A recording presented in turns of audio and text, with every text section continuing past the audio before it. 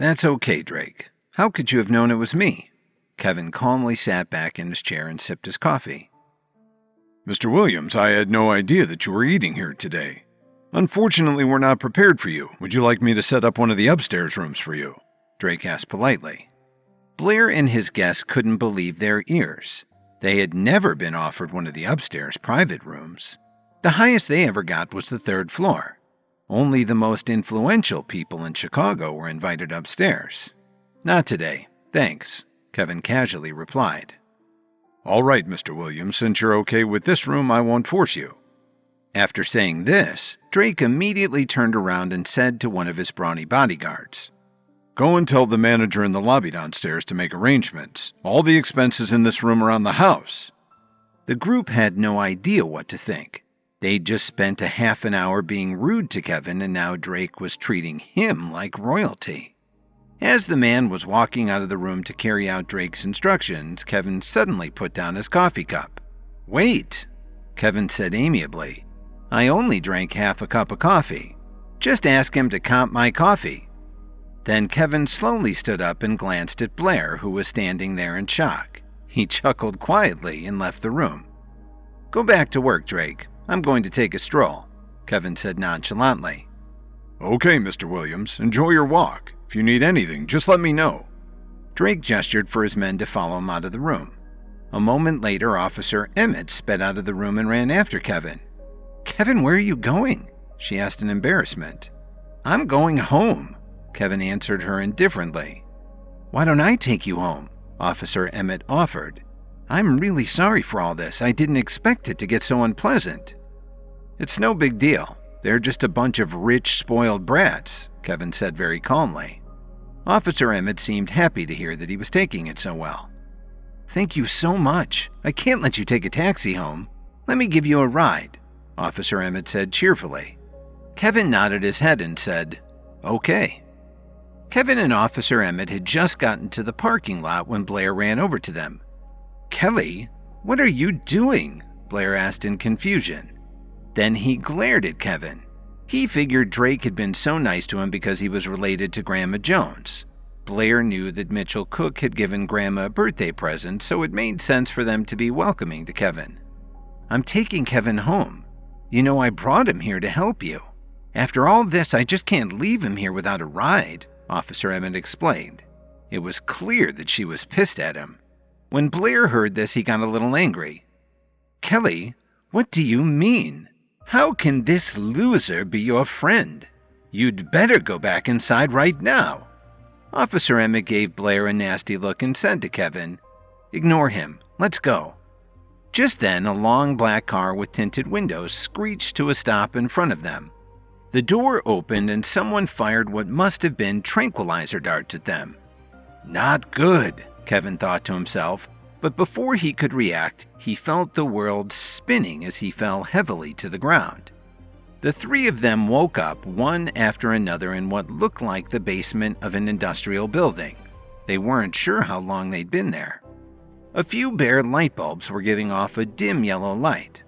Kevin got up and looked through the tiny window of the heavy steel door and saw 5 or 6 burly men standing guard not far away.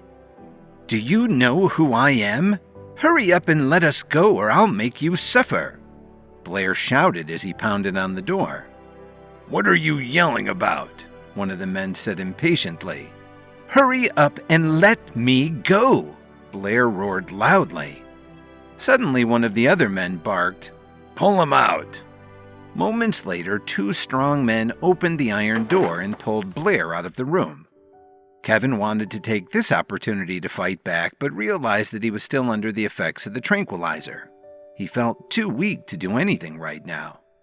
Let me go, Blair said as he struggled with all his might. A second later, a man dressed in black from head to toe punched him hard on the jaw, knocking out a couple of his teeth. Blood instantly began pouring out of his mouth. Then he punched Blair in the stomach. He collapsed to the floor, writhing in pain. That should calm him down, the man said with disdain. Who do you people think you are? Officer Emmett asked indignantly. I'm a lieutenant at the 30th District Station. One of the men walked into the room and said menacingly, We know who you are, Officer Emmett. That's why you're here." "You know me?" Officer Emmett asked in confusion. "Have you forgotten already? You captured dozens of my men lately." Then he added, "The day before yesterday, you were looking everywhere for me." "Xavier Marshall," Officer Emmett finally reacted. "From the Alliance? What do you want from me?" Officer Emmett knew that they were in trouble. These were desperate criminals. Kevin wondered, what's the Alliance? Marshall took a long look at Kevin and Blair. "Officer Emmett, you must be very happy today. You have very handsome companions." "Don't talk nonsense," Blair growled angrily. "I have nothing to do with this useless bastard." "Shut up. I don't care what's going on between you, but as long as you're all here, I may not let you go so easily," Marshall said with an evil smile. "Marshall, let them go. I was the one who gave the order for your men to be arrested. It's my responsibility, not theirs," Officer Emmett pleaded with him. She knew very well what kind of dangerous organization the Alliance was.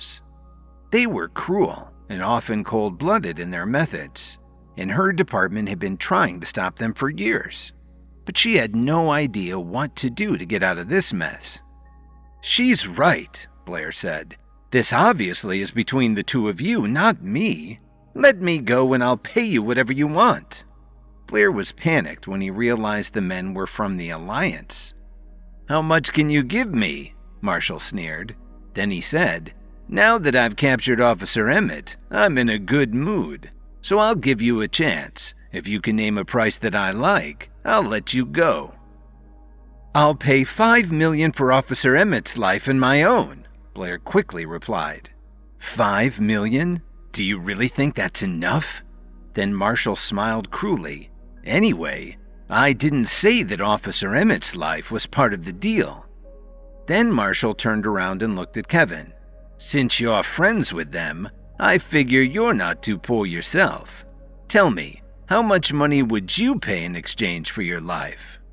When Kevin heard this, he clenched his fist. He never thought that Marshall would ask him this kind of question. "He's just a freeloader, and he doesn't have any money at all," Blair told him. "And I'm not friends with him either." He paused for a moment and then made another offer. "If you don't think $5 million is enough, I'll give you another $1 million. Just let me go." When Officer Emmett heard Blair say this, her heart sank. Kevin looked at Marshall and he could tell that the man didn't care what happened to them. He said to himself, "I don't think he plans to let us go at all." Marshall looked at Kevin and said, "Well, I guess money isn't everything. You can't blame me for asking." Then he said to one of his men, "Take him outside. Toss him in the lake when you're done with him." Blair got excited when he heard that. He thought that Marshall was going to accept his offer and only kill Kevin.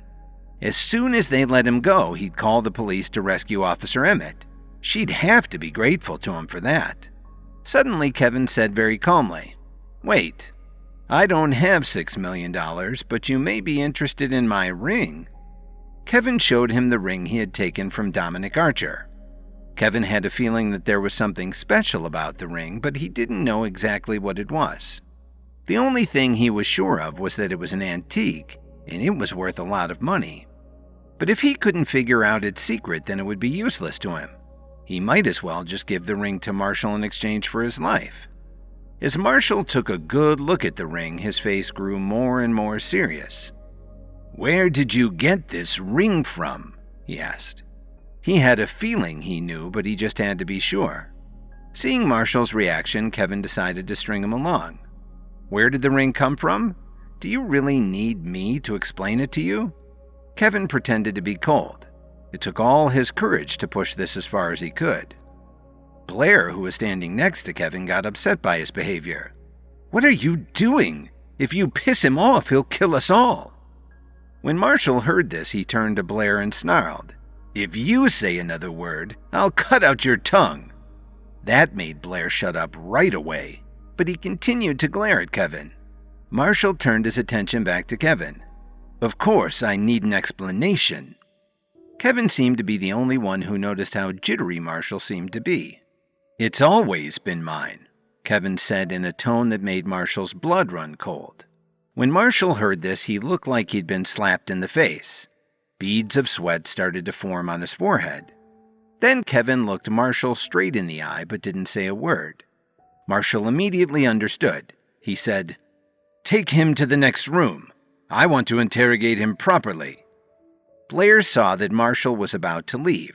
He struggled to stand up and said, "Let me go. I promise that as long as I leave, I'll send someone to deliver $6 million to you." "Work him over," Marshall said to his men.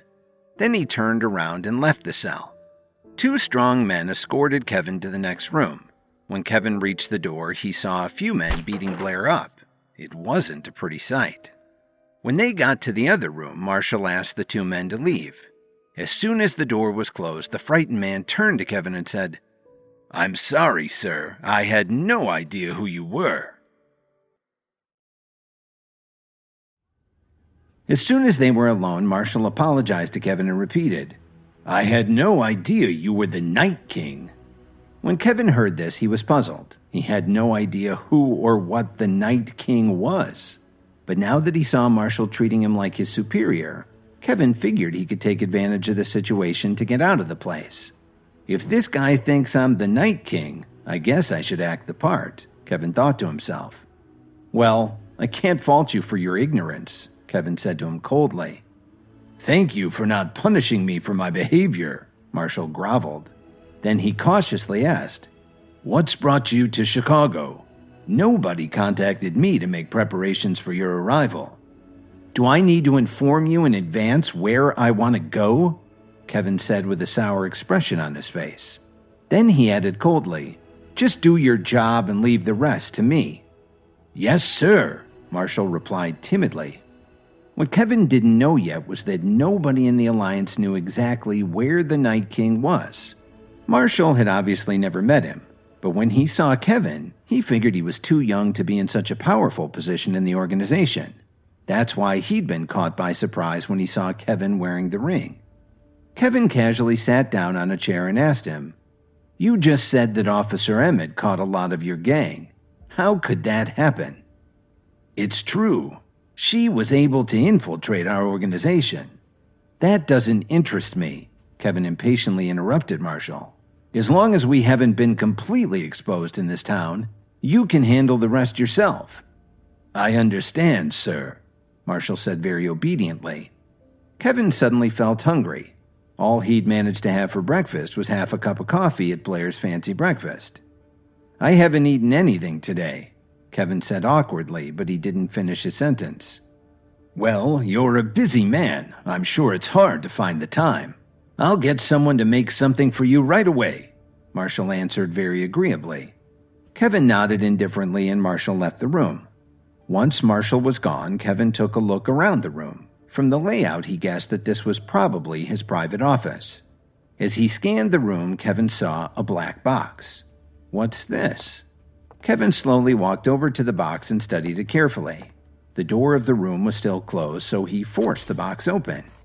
Inside, there was a small vial of powder and a book on how to prepare advanced herbal remedies. Kevin picked up the book and flipped through it.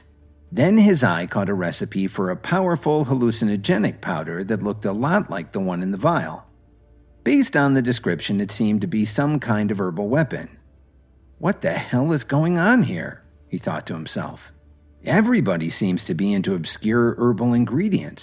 First Cook, then Officer Emmett and Dominic, now this guy."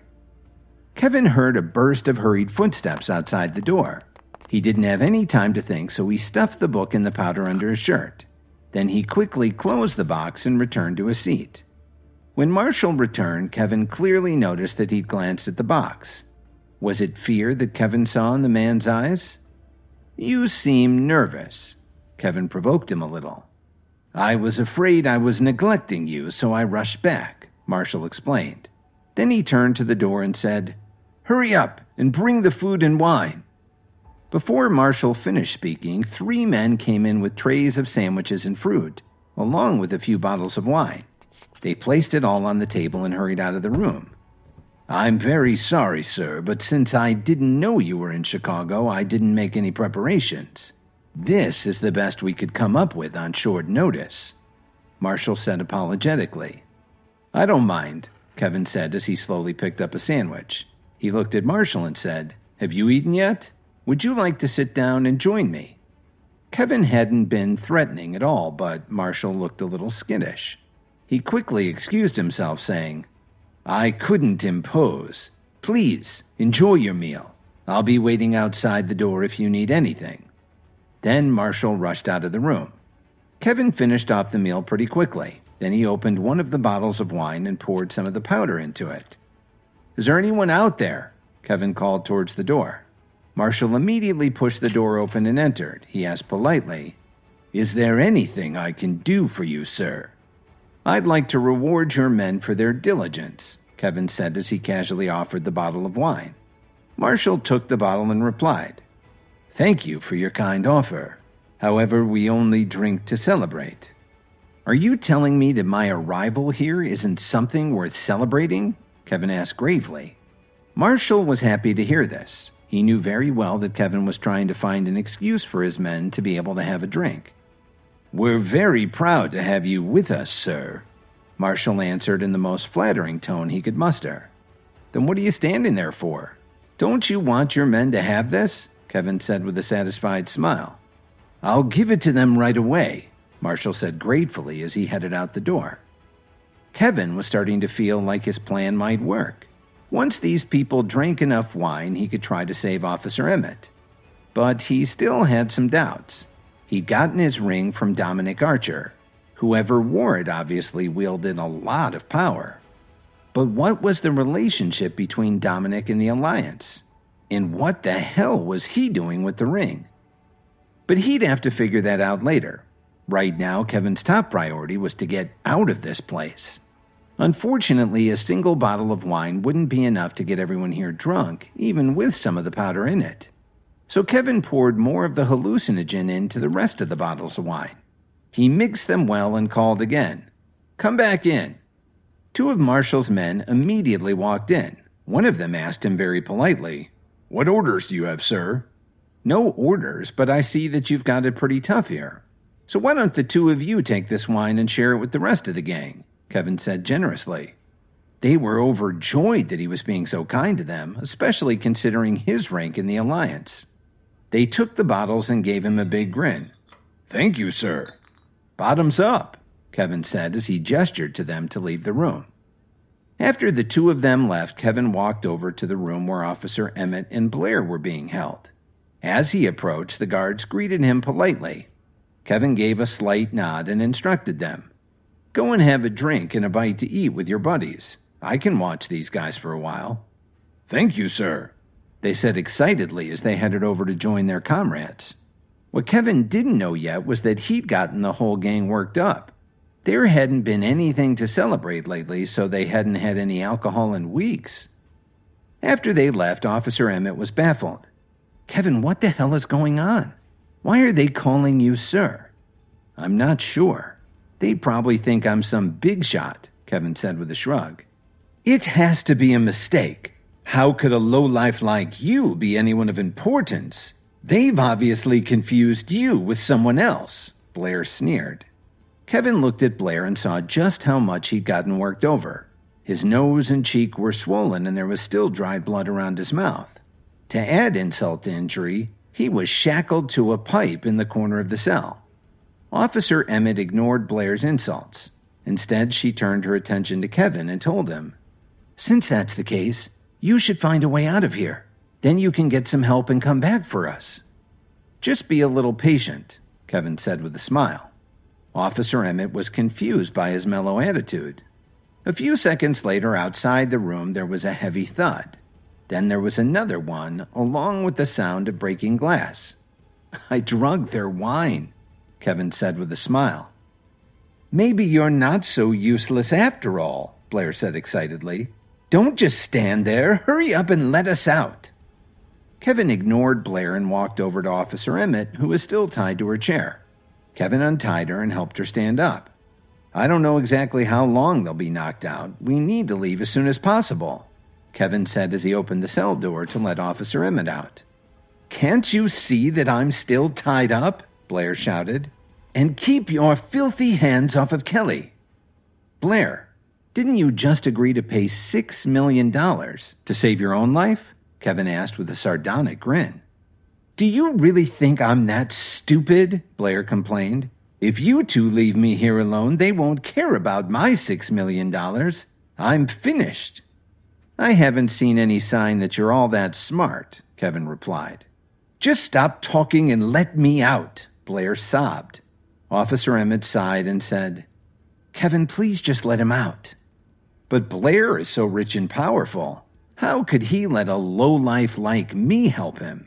He wouldn't live it down at the country club," Kevin retorted. "Stop being a hypocrite. If they hadn't mistaken you for someone else, you'd be dead right now," Blair roared. "Did you hear that? Officer Emmett, Blair definitely doesn't want me to save him," Kevin said calmly. He wasn't worried at all. From what he saw in the book, they should be knocked out for hours. Officer Emmett sighed again. "Kevin, I know Blair is far from perfect, and I apologize for his behavior, but please let him out anyway, okay?" "Apologize? It's up to him to apologize, not you," Kevin answered firmly. "Kevin, you piece of shit! You want me to apologize to you? Dream on," Blair grumbled. "Kelly, don't waste your breath on him. He's not worth it." "Can you please stop arguing?" Officer Emmett said impatiently. "Don't you know who Marshall is? If we leave you here, you'll be dead by morning." Blair was stunned to hear her say this. He knew she wasn't exaggerating. Kevin didn't want to waste any more time. "I'm not worried. Blair can afford to pay his way out." "Kevin, I'm begging you. Let Blair out," Officer Emmett pleaded. But after all of Blair's cruel insults, she wasn't very confident that Kevin would listen to her. He was under no obligation to save her fiancé. "Okay, I'll do it for you, not him," Kevin finally gave in. "But there's just one condition. You have to say please." "Kevin, you're just being a bully," Blair shouted. Kevin raised an eyebrow when he heard this. He laughed mockingly and said, "Well, you certainly should know bullying when you see it. That's all you've done since I met you." "Stop arguing." Officer Emmett looked Kevin in the eye and said, "Please." Kevin couldn't say no to her. He smiled smugly and said to Blair, "I'm doing this for Officer Emmett, not for you." Then he walked over to Blair to take a look at his shackles.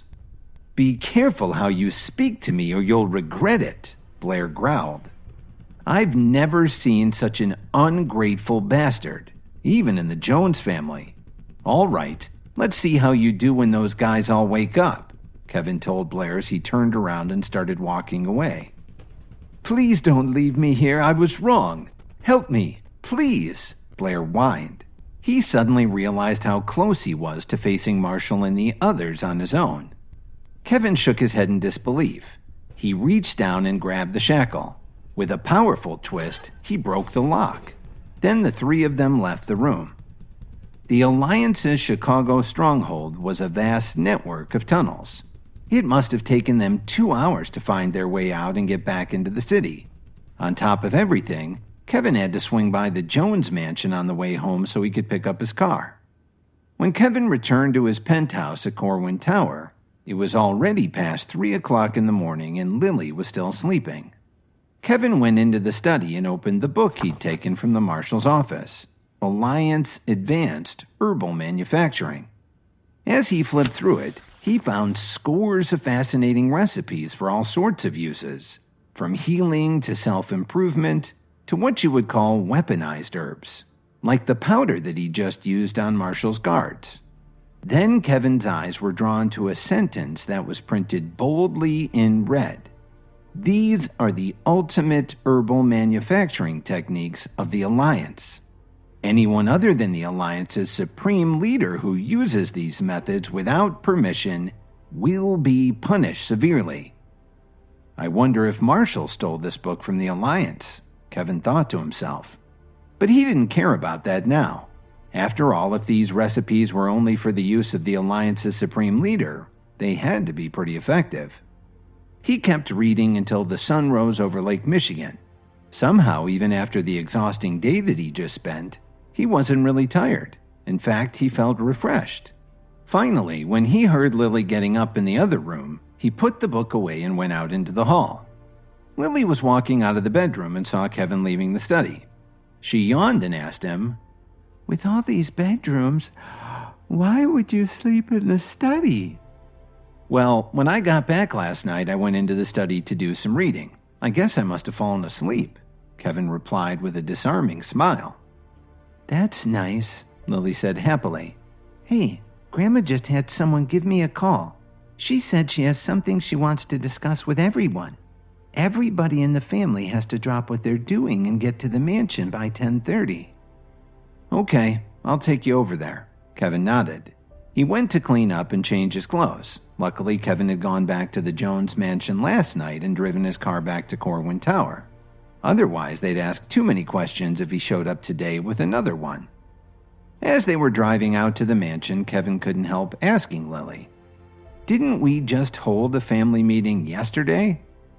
"After you left with Officer Emmett yesterday, we were told that Meriwether would be held for arraignment. So his deal with the family ended up falling through," Lily explained unemotionally.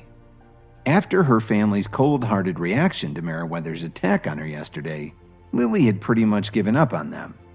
Kevin was sure that nothing good would come of this meeting, so he sent a quick message to Tyler while he was waiting at a red light. When they reached the mansion, Kevin walked with Lily up to the front door. "You'd better not go in," she whispered to him. "If I don't go in, they'll blame you for everything," Kevin said as he took Lily's hand and comforted her. "Don't be afraid. I'm used to being insulted. It helps that I don't give a damn what they think."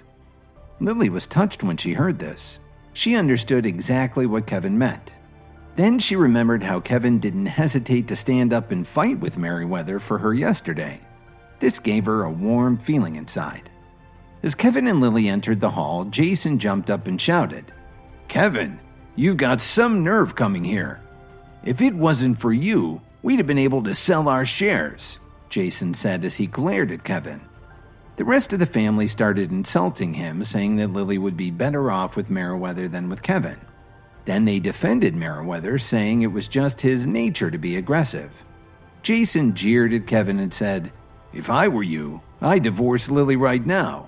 Think of her future. Mr. Meriwether would treat her well, better than you can." This really pissed Kevin off. He snapped back. "Meriwether?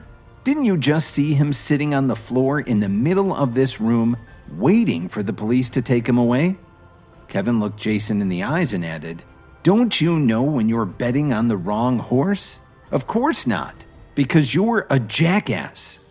"What did you just say? Did you just call me a jackass?" Jason clenched his fist tightly. He wanted to teach Kevin a lesson. But then he thought about how badly Kevin had beaten Meriwether yesterday and how quickly he had done it. He unclenched his fists and sat back down. Kevin didn't pay any more attention to Jason. Instead, he looked around the room at the rest of the family. Then he said to them all sternly, "I just want to ask you one question. If I went and found a gangster to flirt with your wife or daughter right in front of you, would you laugh and cheer?" This meant nothing to them, and they went back to defending Meriwether and saying how much better off they'd all be if Lily married him. This gave Jason the courage to speak up again. "Because of you and your husband, we couldn't sell any of our shares yesterday. Lily, tell me what to do." Jason took a breath and added, "Do this for the family." "Family?" she yelled. "Yesterday I was being assaulted right in this room, and none of you lifted a finger to help me." Grandma Jones slammed her fist on the table. "Enough," she said coldly. "Lily, you'd be better off with Mr. Meriwether. I thought about it all night, and I've come to a decision. After Mr. Meriwether is released from jail, you will divorce Kevin. Then I'll make arrangements for you to marry our new business partner." "Grandma, no," Lily said insistently. "I'll never divorce Kevin." "Whether you agree or not isn't up to you. The two of you will divorce today, Grandma Jones declared. This is for the future of the Jones family. It's not negotiable. As Grandma Jones finished speaking, the blood drained from Lily's face. But the rest of the family was smiling broadly. They figured that, as long as Lily married Meriwether, they'd be able to sell their shares and start their new company. As for whether Lily would be happy or not, they weren't concerned at all. While they were rejoicing, Kevin suddenly laughed out loud. This really is a joke. Why are you laughing? Grandma Jones asked him angrily. Why am I laughing? It's because you're not only short-sighted, but you're also fools. You've been deceived, and you also want to sacrifice my wife for this great chance for a comeback. Kevin continued to mock them. You're willing to sell one of your own just for money. You don't know anything about familial love. That's why I'm laughing. What are you talking about? Grandma Jones said as she stood up from her chair. Who are you to criticize us? You've lost control of your business, and now you're trying to give my wife to Meriwether in exchange for money to fund your next disaster. Kevin's expression slowly became serious. You're quite the leader. Get out of here! Someone toss him out the door right now, Grandma Jones yelled. I'd like to see you try, Kevin said calmly, without a hint of fear in his voice. Who would dare to lay a hand on him after seeing him toss Meriwether around like a doll in this very room? Nobody said a word. Lily saw that the situation was getting out of control, and she was very worried. She tugged at Kevin's sleeve and said, Please don't say anything else. Grandma's already very angry. Don't worry, Lily. These people will come crawling back to you, Kevin said gently to Lily. The Joneses heard this and started to whisper to each other. What did he mean by that? Why would they beg Lily for anything? Grandma Jones looked at Kevin and Lily and realized that they loved each other. Before she could say anything, though, the family butler called from the foyer. Mrs. Jones, the CEO of KWTD Corporation, Mr. Tyler Dawn, is here to see you. She motioned for her senior advisors to join her and walked quickly to the door to greet Tyler. I'm sorry to disturb you again, Tyler said as he walked into the reception room with his assistants. He had a big, broad smile on his face. To what do we owe the pleasure? Grandma Jones asked graciously. I'm in a bit of a hurry, so I'll get straight to the point, he replied. May I ask if Lily is here today? I'm actually here to speak with her. Before Grandma Jones could answer, Tyler had already found Lily in the crowd. He walked up to her quickly. I'm Tyler Dawn. Very pleased to finally meet you, my friend, he smiled and said. It's true what they say. You are quite beautiful. When Tyler said this, nobody understood what was going on. Why was he being so friendly to Lily? But they weren't ready for what he said next. My dear friend, I have to leave town for some urgent business, so I've decided to transfer my shares in the Jones Family Company to you, along with the earnings from the Import-Export Company. It will all be placed in your name and your name only. Then Tyler gestured for one of his assistants to hand a document to Lily for her to sign. For the first time today, nobody knew what to say. Grandma and the rest of the family were stunned for a moment. Then their faces lit up as it sank in that they could get everything back again. If Tyler Dawn transferred his shares to Lily, wouldn't that be the same as returning all the shares to the Jones family?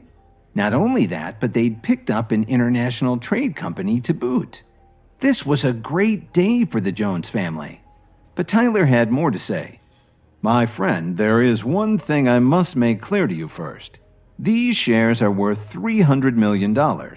I only transfer them to you because I trust you. That's the only reason I did this. After saying this, Tyler gave Lily a smile and then turned around to look at everyone. Don't worry, I won't let you down, Lily said nervously. But, Mr. Dawn, there's one thing I don't understand. Why do you keep calling me friend? This is the first time we've met. A big smile suddenly appeared on Tyler's face. Before answering Lily's question, he walked over to Kevin. While everyone watched in amazement, Tyler put his hand on Kevin's shoulder. Of course it's because you're Mr. Williams' wife, Tyler said candidly. Mr. Williams, if you'd told me that Lily was your wife, I'd have transferred all of the shares to her the last time I came here. What? If you'd taken a break from your business now and then and stopped by to visit, you'd have met her sooner, Kevin said with a laugh. I stand corrected, Tyler said with a friendly smile. Just then, one of Tyler's assistants walked over and whispered something in his ear. Tyler's demeanor got more serious. Kevin, I was hoping to have dinner with you, but I need to deal with an urgent matter in New York. Unfortunately, I have to run. Okay. Have a safe trip, Kevin replied as he shook his hand. Then Tyler headed out the door, followed by his assistants and his bodyguards. It took a long time for the Jones family to finally come back to their senses. They looked at Kevin in shock and awe. How could he be such good friends with Tyler Dawn? Lily took a deep breath and asked Kevin hesitantly, You know Tyler Dawn? Yes, we're pretty good friends, Kevin answered very seriously. Then he added, Lily, now that this issue with the shares has been taken care of, I have to go and run some errands that my boss gave me. Before Lily could ask any questions that he wasn't ready to answer yet, Kevin turned around and quickly left the mansion. Jason could barely look at Lily. No one would have thought that 60% of the family shares would end up in Lily's hands. This controlling share in the company actually made her more important than Grandma Jones. Grandma Jones looked at Lily with a worried expression and had no idea what to say. Just then, Lily's phone vibrated. It was a text from Kevin with a simple message. He told her to hang on tight to the shares and not transfer them to anyone, no matter what. But Lily really didn't need Kevin's reminder. After what happened over the past 2 days, she wasn't particularly fond of the Jones family, relatives or not. Kevin had just returned to his office at Williams Media when he got a phone call. Yes, I'm Kevin. May I ask who this is? Kevin asked in confusion. After all, not many people knew his personal phone number. Hello, Mr. Williams. My name is Philip Quinn. Dominic Archer gave me your number, the man said seriously. Kevin knew right away what the man wanted. Would you like to purchase one of my herbal pills? Yes, Mr. Williams. Dominic said that your pill worked miracles for him. So go ahead and name your price. I promise not to bargain with you, Quinn replied openly. You won't bargain with me? Kevin was surprised and thought to himself, it sounds like I've found someone else with deep pockets. Then a smile appeared on Kevin's face. How about this? If you're really serious, give me a call at this time tomorrow. The price will be the same as I said for Dominic Archer, $500,000. Can you afford that? $500,000? No problem. Then it's a deal, Quinn replied happily. After hanging up the phone, Kevin had a moment of regret. Quinn didn't even flinch at $500,000. He should have probably raised the price. Just then, Miss Wilson came into the office. Mr. Williams, you have visitors, she said excitedly. Visitors? For me? Kevin was stunned for a moment before he reacted. Please, send them in. When the middle-aged couple entered the office, Kevin immediately jumped up from his chair and ran over to them. Mom, Dad, when did you get to Chicago? Kevin was so excited. He gave them a hug and said, Please have a seat. Miss Wilson watched the reunion from the doorway and then quietly slipped out of the office. Kevin, I heard from your uncle that he put Williams Media under your name. I came to see for myself, Alan Williams said happily. Before Kevin could answer, his mother, Susan Williams, asked him, Kevin, are you really the CEO of Williams Media now? Yes, Mom and Dad. I've been helping the company a lot, so Uncle Thomas put me in charge, Kevin said humbly. Then he offered cheerfully, Hey, now that you're here, why don't you stay in Chicago? I bought an enormous penthouse apartment at the top of Corwin Tower. There's plenty of room for all of us. After Kevin was pushed out by the family, Alan and Sue went back to their old house in the country. Kevin hadn't seen them in almost a year. Alan and Sue looked at each other and nodded in agreement. That sounds fine, but we don't want to put you out. We can always find an apartment, Alan said. Then Sue spoke up and said, But actually, we came to tell you some good news. Your cousin Monty Aspinwall is getting married in New York tomorrow. Before Sue could finish, Kevin's phone rang. It was his Uncle Thomas. He accepted the call and heard his uncle's calm voice. Hi, Kevin. Are you free tomorrow? Sure, Uncle Thomas. What's going on? Kevin asked curiously. It's like this. Your cousin is getting married tomorrow, so I'd like to invite you back into the family as a guest. Uncle Thomas said cheerfully. Of course. I'll definitely come, Kevin said excitedly. Then they discussed the details for a minute before saying goodbye. Did your uncle just invite you to attend Monty's wedding? Alan asked him with a smile. Yes, he did. Let's all go there together, Kevin said happily. In the entire family except for his parents, Monty was the one who had the best relationship with Kevin. In fact, when Kevin was pushed out of the family, Monty was the first one to speak up in his defense.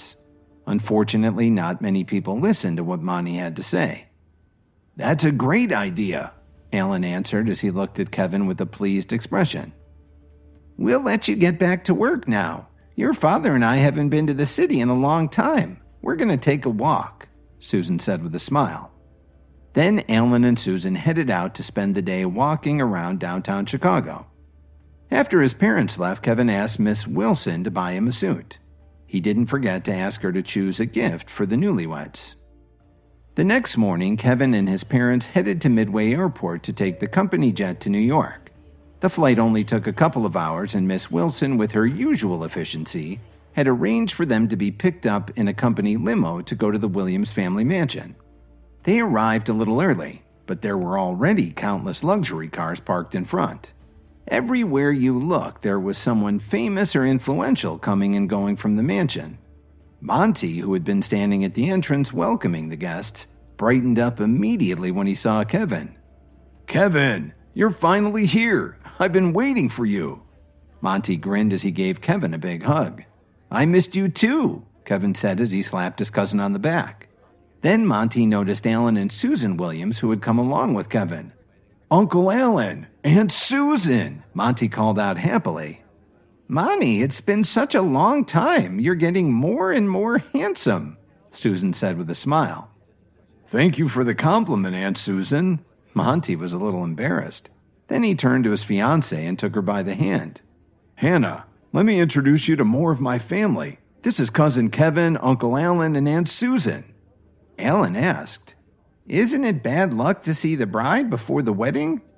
Oh, we're not superstitious, Hannah answered calmly. Then she shook each of their hands. Kevin nodded politely and smiled as he called her Cousin Hannah.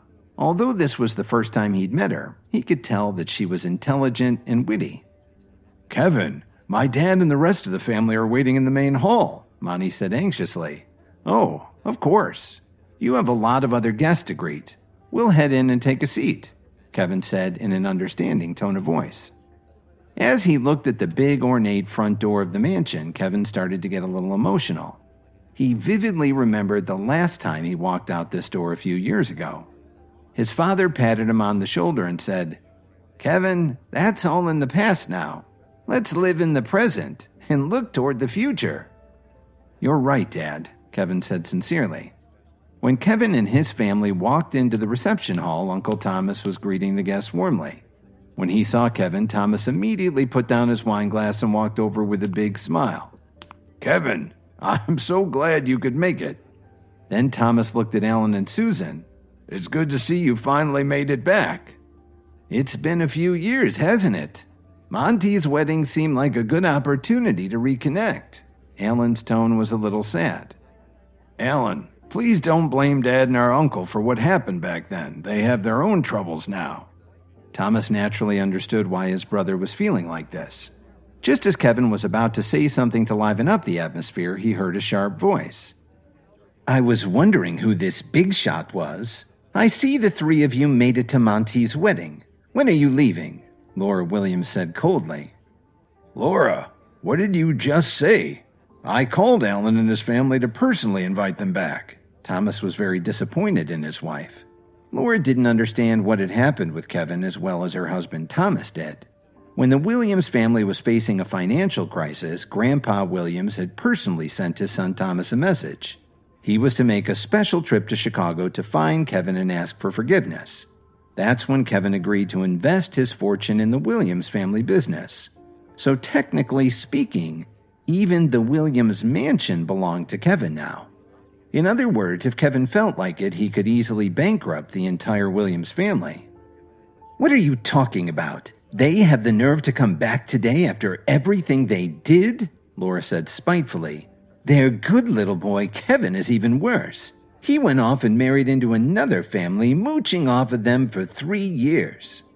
Laura's ranting drew the attention of a lot of the guests. Kevin and his parents were starting to get pissed off. Laura turned her nose up at Kevin and said, "Don't think you can come in here acting all fancy just because you're in charge of Williams Media. Everyone knows that you're only in that position because Thomas took pity on you.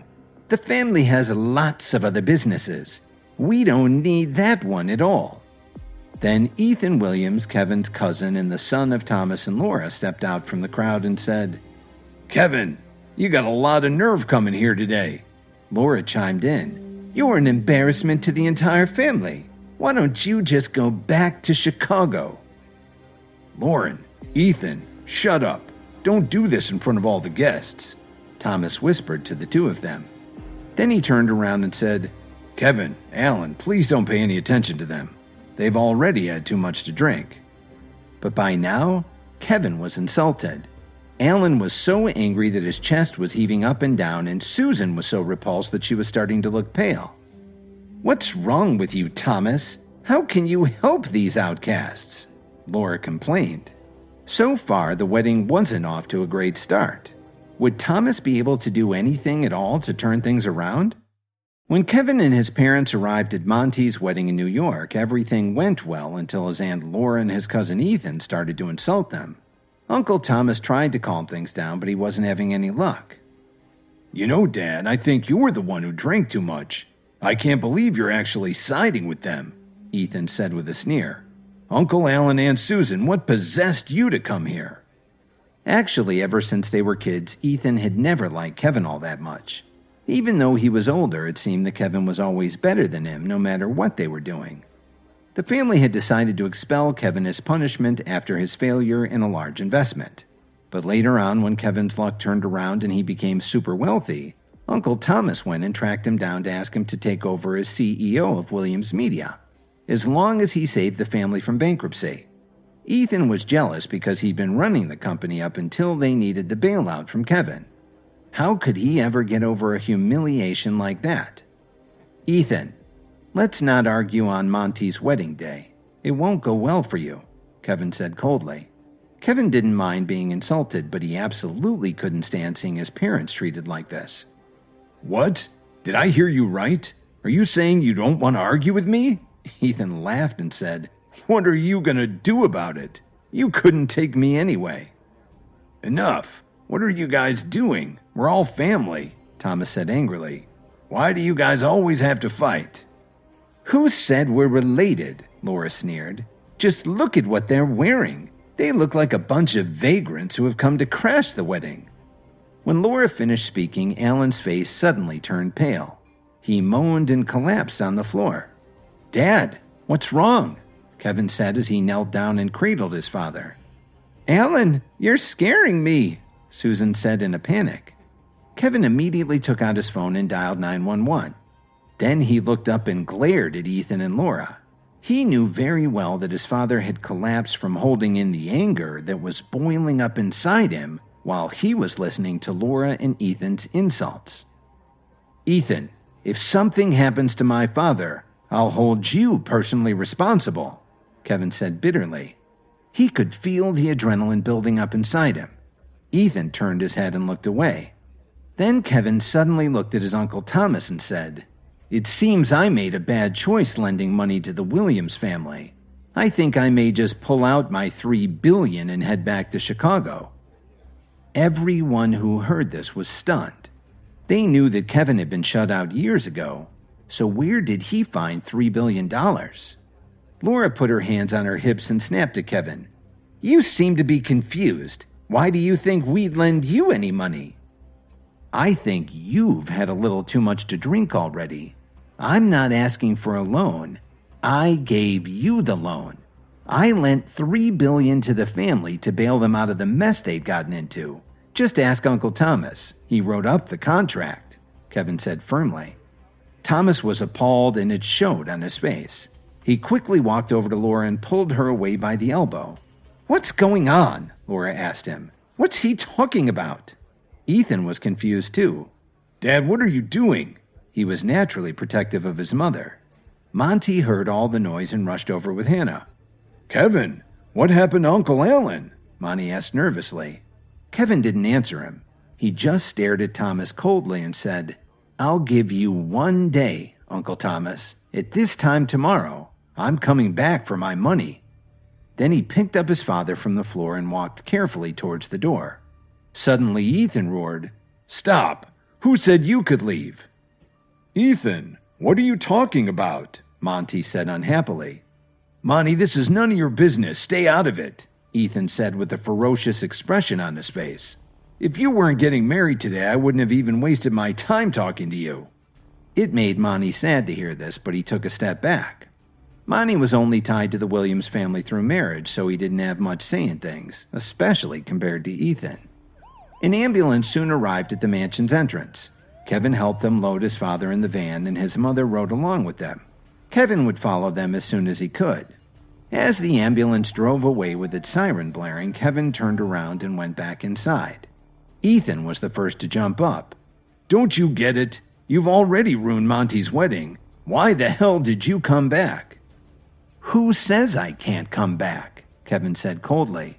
"You're no longer a member of this family. You just aren't welcome here. Get the hell out right now," Ethan said viciously. As far as Ethan was concerned, it was because of Kevin that he'd lost his place in Williams Media. And he thought that Kevin had just embarrassed his mother Laura in front of the entire family, so he really had it in for Kevin. "Shut up," Thomas told him.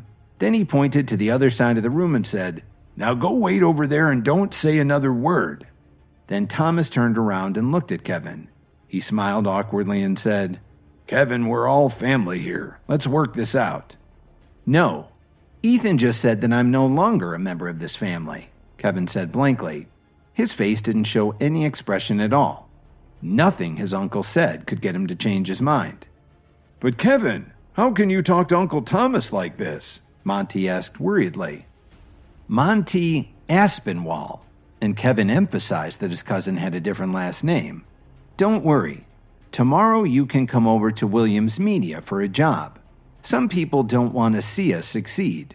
Well, I guess you can't please everyone." Then Kevin gave Ethan a nasty look. "Kevin, I don't know what to say," Monty replied, shaking his head. Thomas was at a loss for words too.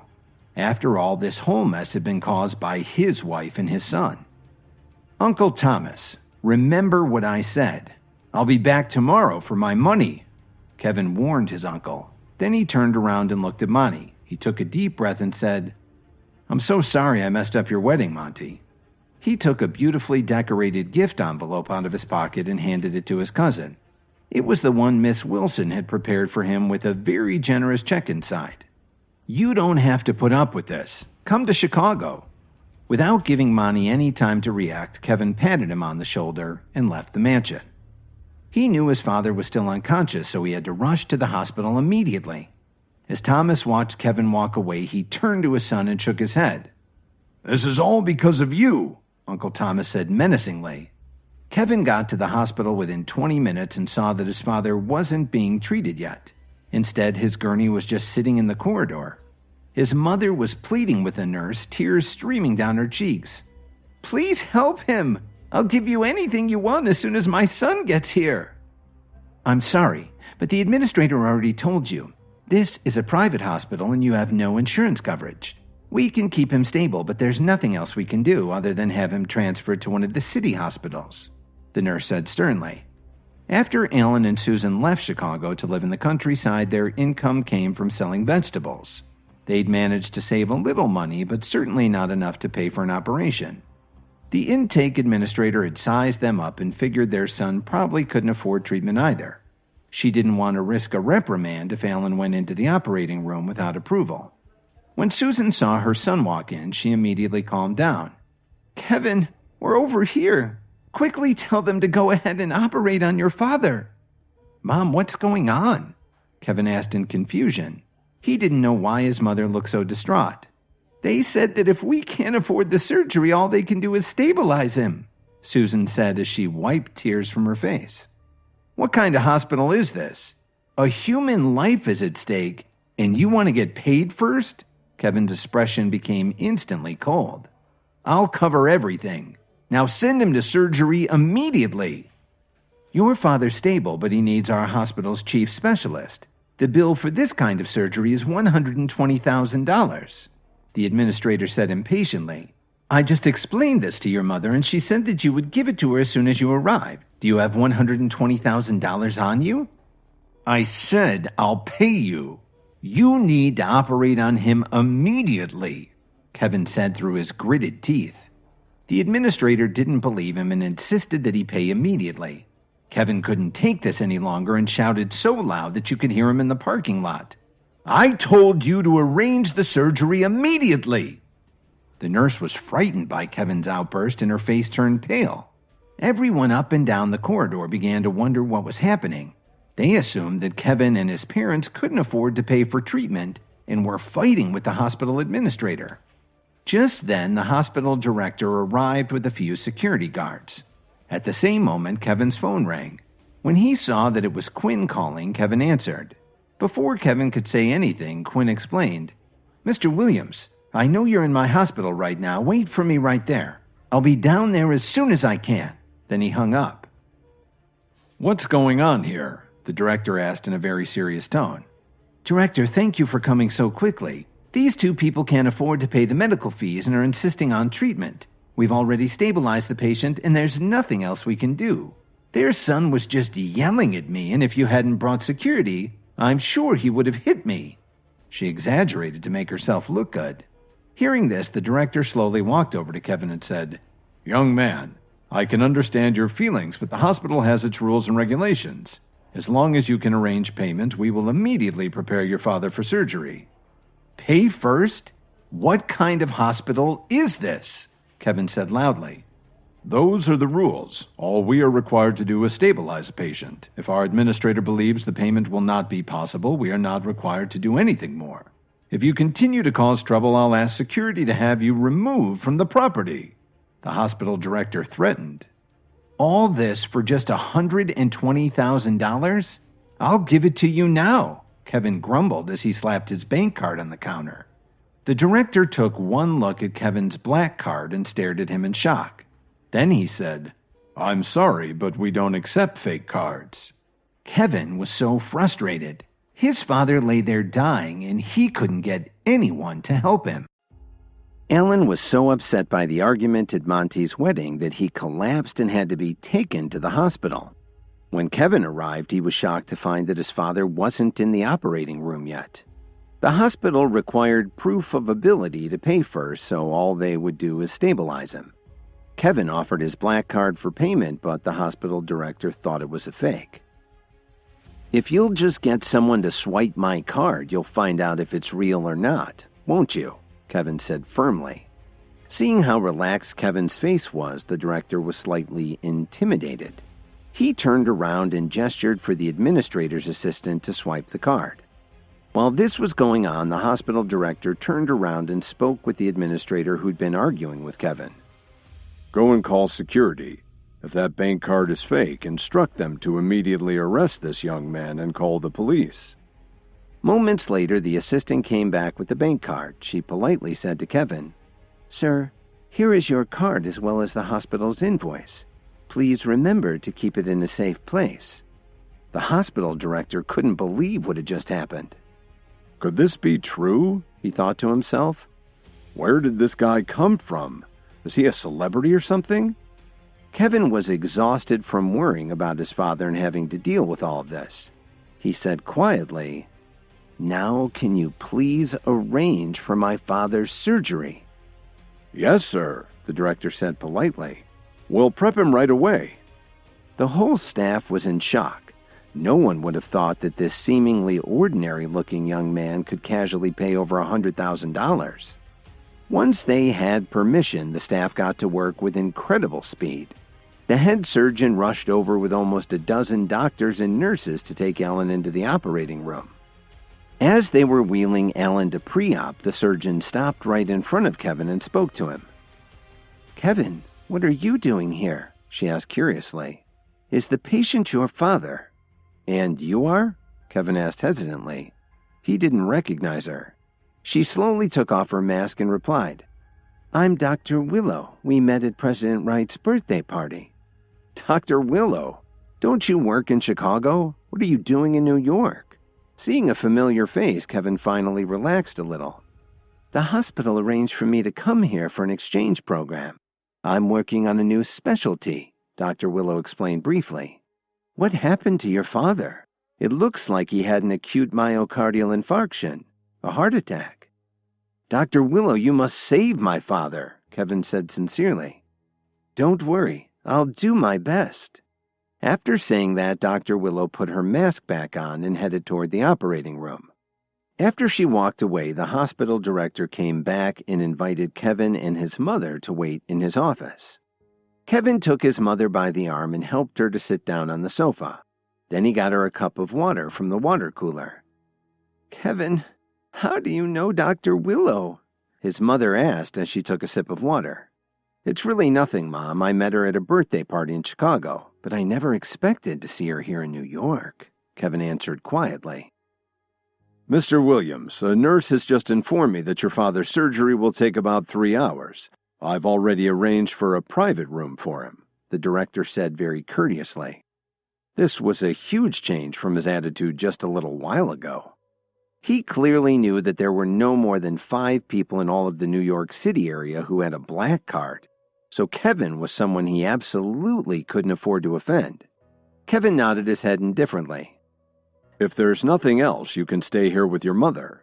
I have something to attend to right now," the director said carefully. Kevin didn't say anything but just nodded again. "Kevin, where did you ever get so much money from?" his mother asked in confusion.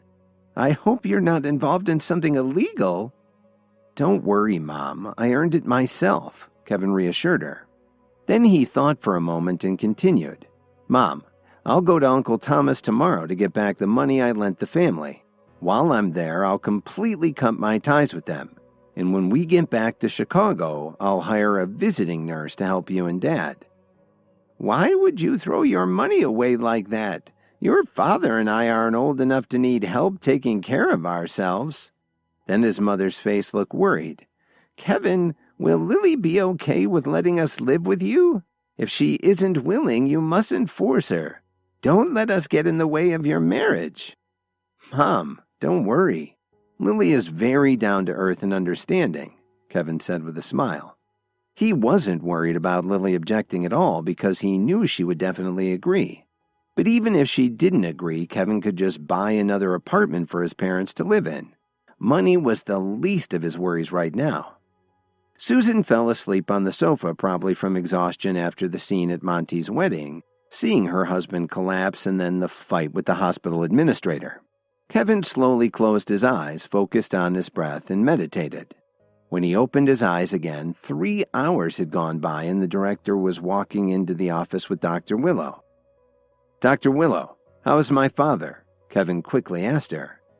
"The surgery was successful and your father is out of danger," Dr. Willow replied. She looked absolutely exhausted. Obviously, the surgery wasn't as easy as she was letting on. Just then, they all heard footsteps hurrying down the hall. When the hospital director saw the middle-aged man in the lead, his face brightened. "President Quinn, you must help me. This young man was rude to the intake administrator and pestered the head nurse. Worse yet, he even threatened to punch me." This was an odd turn.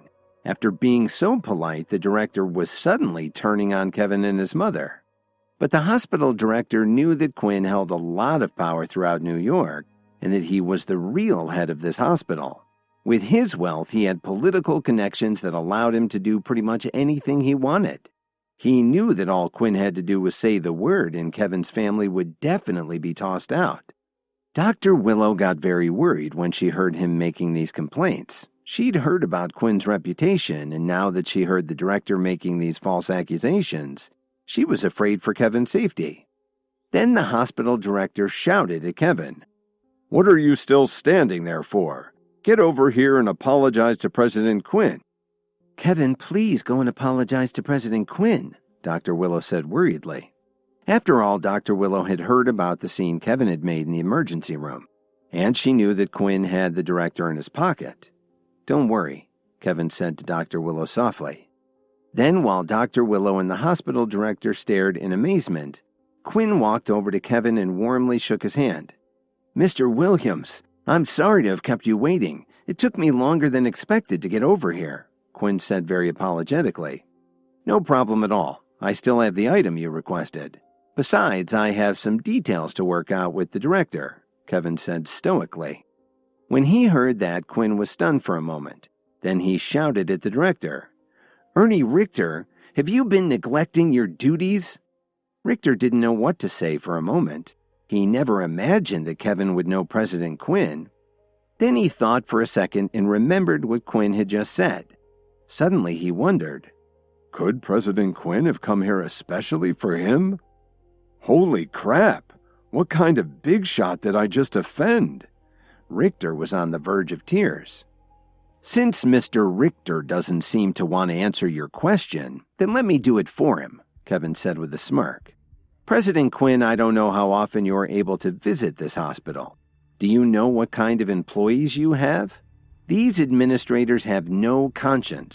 They park dying patients in the corridor while they shake down their families for money." Then Kevin calmly recounted what had happened earlier. "Ernie Richter, you're a real bastard," Quinn yelled right in the man's face. Before Richter could catch his breath and respond, Quinn continued his tirade. "I give this hospital a lot of support, and I've told you over and over to make sure that any patients who are in serious condition need to be treated. This is certainly not how you provide service in a respectable hospital. The mission is to help people, not to make a profit." As soon as he finished speaking, Quinn looked Richter in the eye and said, "Well, what do you have to say for yourself?" "President Quinn, I know I was wrong," Richter said weakly. "Shut up," Quinn frowned. "Pack up your things and get out of here." He grabbed the director's name tag off his desk and threw it out into the hallway. Then Quinn noticed Dr. Willow, who had been standing patiently next to Kevin while all this was going on. Kevin saw this and quickly reminded him, "President Quinn, please don't misunderstand. The administration was at fault, but it was Dr. Willow who saved my father." "You did well, Doctor," Quinn said seriously. "As of right now, you're the new director of this hospital." Then he continued, "Remember, the first thing you need to do when you take over is to reduce all charges by half. For any poor and seriously ill patients, we will only charge 10% of the set fees. That should set things straight." Dr. Willow shook her head in disbelief. "President Quinn, thank you for your kind offer, but I came to this hospital as part of a research exchange program. I'm officially on the payroll of Downtown General in Chicago." "Chicago?" Quinn took a long look at Dr. Willow and said decisively, "You don't need to go back there. Human Resources will help you complete all the paperwork today." Kevin was very impressed with Quinn's reaction. He knew that the man had done this more or less because he was interested in his herbal pill, but his concern for the hospital's patients was admirable. After making arrangements for Dr. Willow to take over as hospital director, Quinn turned around to look at Kevin and said, "Mr. Williams, how do you think I handled that?" "Mr. Quinn, you've got my respect," Kevin said with a smile. At that moment, Susan woke up. It was amazing that she had slept through all of that. "Kevin, is your father out of surgery yet?" "Yes, Mom. It's over. Dad has been sent to recovery, and then he'll have a private room." Kevin walked over to his mother and helped her up from the sofa. Seeing that Kevin was leaving with his mother, Quinn panicked. "Mr. Williams, we still have some unfinished business. How about letting my staff take your mother up to recovery? They should be able to let her speak with him for a few minutes once the anesthesia is worn off." Before Kevin could answer, his mother said thoughtfully, "Kevin, if you have something to do, go ahead. I'll be upstairs with your father." After saying this, Susan patted Kevin on the hand and started to walk out of the office.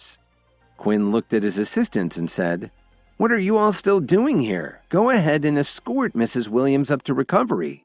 And if she needs anything, do your best to make sure she's happy." "Yes, sir." Two of his associates cheerfully headed out and invited Kevin's mother to follow them. "President Quinn, if I'm no longer needed here, I'll be on my way," Dr. Willow said excitedly. When she saw Quinn arrive, Dr. Willow expected the worst. What she didn't expect was for him to be so friendly to Kevin, which really turned the whole situation around. Somehow she felt that it was because of Kevin that she'd gotten this promotion to hospital director. And now Kevin seemed even more mysterious to her than when she'd first met him. "Mr. Williams, this isn't a good place to talk. Please come with me to my home. Your father will be in good hands while we're gone," Quinn said agreeably. He really couldn't wait to improve his health and his strength. That was far more important to him than firing Richter, who had no sense of medical ethics anyway. "Sure," Kevin replied with a smile. They left the hospital together, and Quinn personally drove Kevin to the most luxurious mansion in the whole metropolitan area. He politely invited Kevin to have a seat while his housekeeper prepared them espressos in the kitchen. Kevin smiled and took a small white vial from his pocket. It contained the 6 herbal pills that he'd prepared the previous night. "Mr. Quinn, this should be just what you're looking for," Kevin said as he poured out a red pill and placed it on the table. "It's hard to believe that such a small herbal pill can help me so much," Quinn said as he carefully held it in his hand. "I guess there's only one thing left to do," he added. "That's right, Mr. Quinn. After you take this pill, you'll feel much better. The ingredients will help to boost all the effort and supplements that you've already tried," Kevin said reassuringly. "That sounds truly amazing," Quinn said with a laugh. Then he looked at Kevin and said, "Mr. Williams, you're really quite gifted to be able to concoct such a marvelous herbal supplement at such a young age. I appreciate the compliment, but I have a lot more to learn. Just remember that this pill will help you to reach your next goal, but if you are looking for any further improvements, there are other combinations of ingredients that you'll need," Kevin explained. "So, do you have better mixtures that you can create?" Quinn asked in surprise. "There are some more advanced combinations that I could try, but I need to learn a lot more before I can refine my technique," Kevin replied honestly. What Kevin had learned was that the mixture of herbs he had been giving his friends and customers only worked up to a certain point. He was also finding out that there was a lot of very rich and powerful people who were interested in using these supplements to get an edge, and in a lot of different businesses and fields. Here was a man who actually owned a hospital, but still wanted his help. "Mr. Williams, you really are remarkable," Quinn said in astonishment. "Well, let's see how effective it is for you first," Kevin said with a smile. Then he said, "When you take the pill, make sure that you relax, breathe calmly, and give it time to work." "Mr. Williams, aren't you afraid that I won't pay you after I take it?" Quinn joked. "I trust you," Kevin said calmly. "And I know you can afford to pay me. Now go ahead and take it. I'll wait around in case you have any questions." "You're very straightforward, aren't you?" Quinn said. Then he stopped delaying and took the pill. While he was waiting for it to take effect, he ordered his assistant to transfer the $500,000 to Kevin's account. While Quinn was relaxing and waiting for the herbal ingredients to have an effect on him, Kevin took a walk around the room. Quinn seemed to like Impressionist art and antique glaze ceramics. "Quinn must be loaded," Kevin thought to himself. "I'm certain that's an original Monet, not a reproduction." Then Kevin walked to the foyer to appreciate the ornate front door and the enormous sliding doors leading to the back patio. He frowned slightly. Something didn't look right to him. After a while, Quinn got up and walked over to him. "Mr. Williams, I can already tell that your pill is working. I haven't felt this vibrant in years." "I'm very glad to hear that," Kevin said seriously. "But it helps that you've already put so much effort into your health and well-being. Some of these supplements require several doses, but it looks like this one should help you with a single pill." Then Kevin turned around in a circle, starting at the front door and looking at the various wings of the first floor. "How have things been going for you since you moved here?" Kevin asked carefully. "Now that you mention it, my business was doing great when I built this place, but lately it's slowed down a little. I thought it was just the economy, so I've been trying to diversify. Why do you ask? Quinn was wondering what Kevin was getting at. I recently set up a new apartment at Corwin Tower in Chicago. While I was decorating it, a friend of mine gave me a book on feng shui, Kevin explained. I'm not usually superstitious, Quinn replied, but I am curious to hear what you have to say. I know a thing or two, but not a lot, Kevin went on.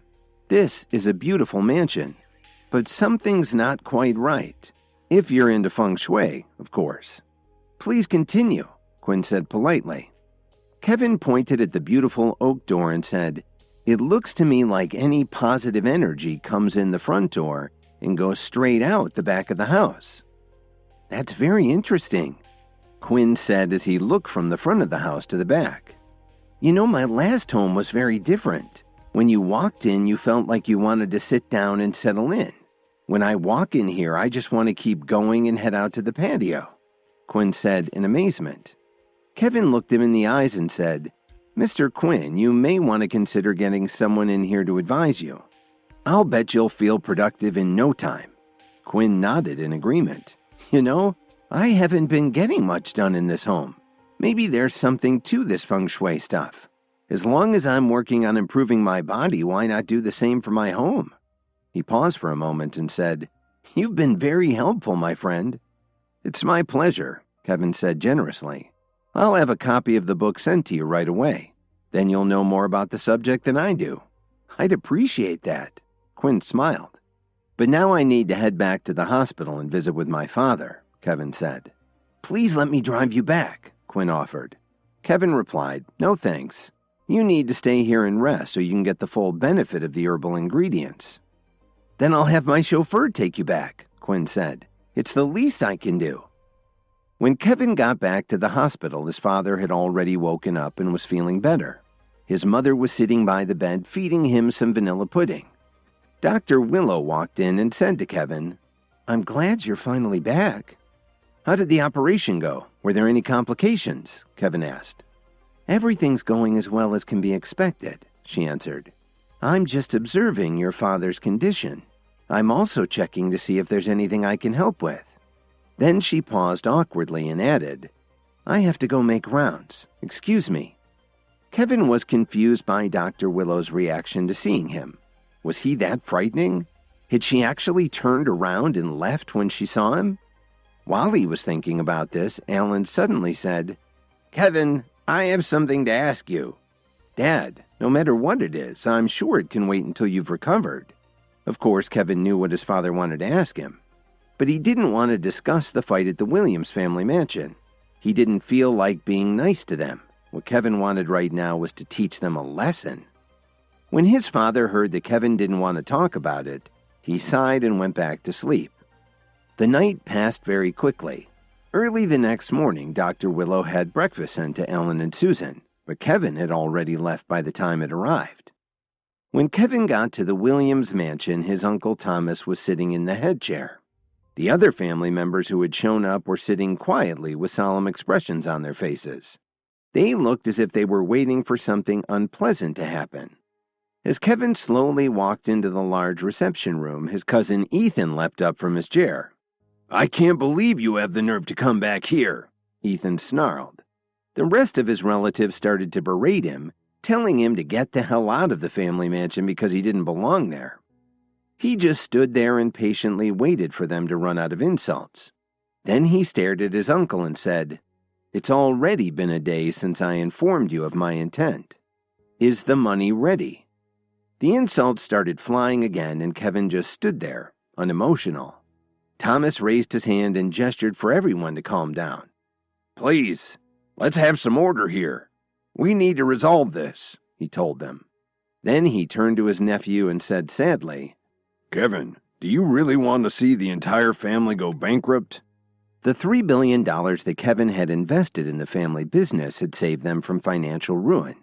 But returning the money to him now would put them in an even worse position than before. Kevin, aren't you a member of this family? Thomas asked him glumly. Am I a member of the Williams family? Kevin said with a sad smile. You must be joking. You all drove me out of the family 3 years ago. Who in this room really considers me to be a true Williams? Thomas didn't know how to answer. When my father collapsed and was taken to the hospital, which of you went to visit him? Kevin clenched his fists and said, If that's how you treat family, then I'd like my $3 billion back. Monty walked over to Kevin and put his hand on his shoulder. He pleaded with him. Kevin, you must realize that doing this will drive us to financial ruin. Mr. Aspinwall, Monty, I hope you can stand by my side like you did 3 years ago, Kevin said slowly. I promise I won't let you down. Can't we work this out somehow? Thomas implored him. What do you think I should do? Continue to let them insult me? Let Laura and Ethan make my father so angry that he has another heart attack? Kevin retorted. Thomas took a deep breath. He knew that his wife and son had gone too far. Kevin, this concerns the future of our family. It's out of my hands. I've already called your grandfather and he's on his way back to New York. He should be here soon, Kevin's Uncle Thomas said quietly. When he arrives, we can sit down and discuss this further. What do you think? Whether we sell our shares or let the family go bankrupt, I'll leave it up to you. Grandpa Williams? Kevin was surprised to hear that his grandfather was on the way there. Without even thinking, he agreed. All right. After that, Kevin looked at Monty. When he saw the determination in Monty's eyes, he let out a heavy sigh before he turned around and walked out the door.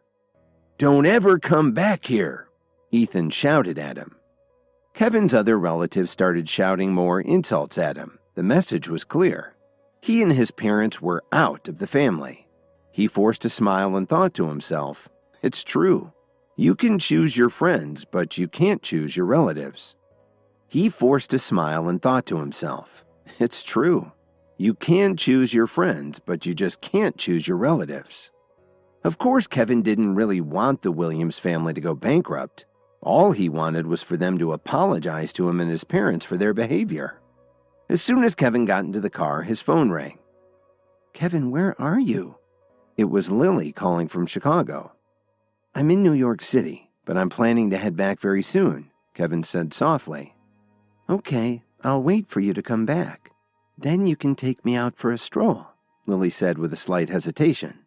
Okay, I'll be there in a couple of hours. I just have to get to the airport.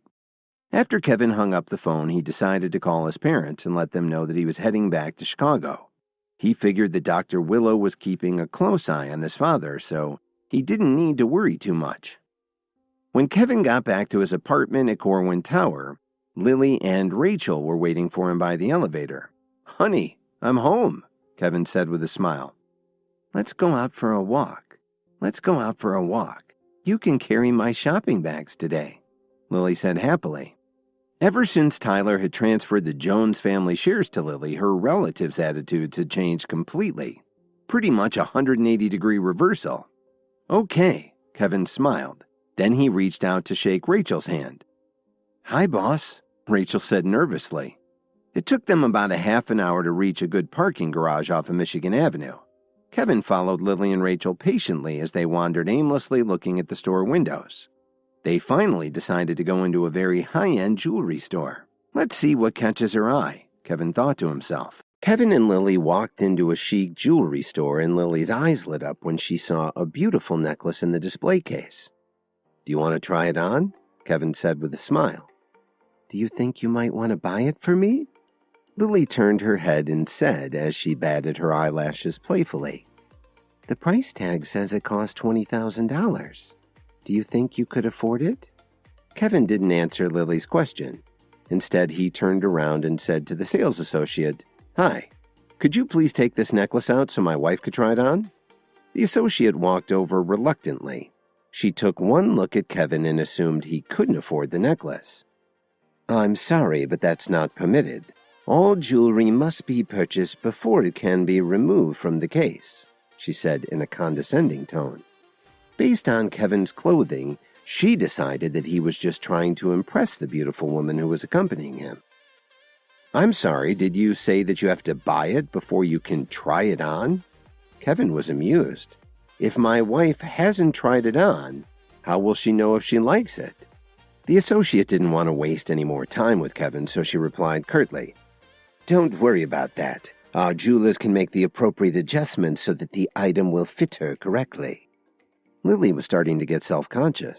She knew that Kevin couldn't be making an enormous salary, even though his employer seemed to be pretty generous. She figured that $20,000 would be way out of Kevin's price range, and even though Lily was now in control of over half of her family's shares, along with the profits from the import-export company, the money wasn't really hers to spend on things like this. "Kevin, why don't we leave?" Lily said as she tugged on Kevin's sleeve. Kevin was disappointed to hear her say this.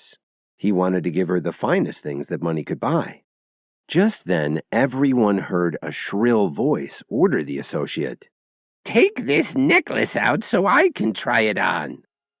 They looked over and saw an elegantly dressed woman holding an older man's arm as she walked over to the display case. She was pointing at the necklace Lily wanted. "Okay, just a moment, ma'am," the associate said as she unlocked the case to remove the necklace for the woman. Kevin was irritated by this. "Didn't you just say that you don't allow anyone to try anything on if they haven't already paid for it?" Kevin asked indignantly. "But can you afford it?" she replied disdainfully. "I've seen a lot of people like you try this kind of stunt.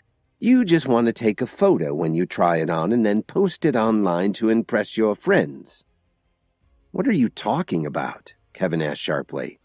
"If you really can afford it, why don't you just buy it?" the sales associate said impatiently. "How much money can someone like you earn in a year? And what if you get the necklace dirty? It costs us money to clean fine jewelry like this. This store only sells high-end jewelry. We have items that some people couldn't afford if they saved for their entire lives," she added. Now Lily felt really awkward. She really didn't have the spare money to buy this necklace now. "Kevin, let's hurry up and leave," Lily said timidly. He patted her on the hand and smiled.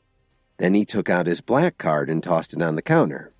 "You know, I don't really have the time for this. Wrap up every piece of jewelry in the store. I'm buying it all for my wife." She didn't even look at the black card and said snobbishly, "Yeah, right. We checked our inventory just an hour ago, and the current stock in the display cases is valued at over $1.4 million. If your card is rejected, I'm calling the police." Then she entered some numbers on the computer and swiped the card, and the sale went through.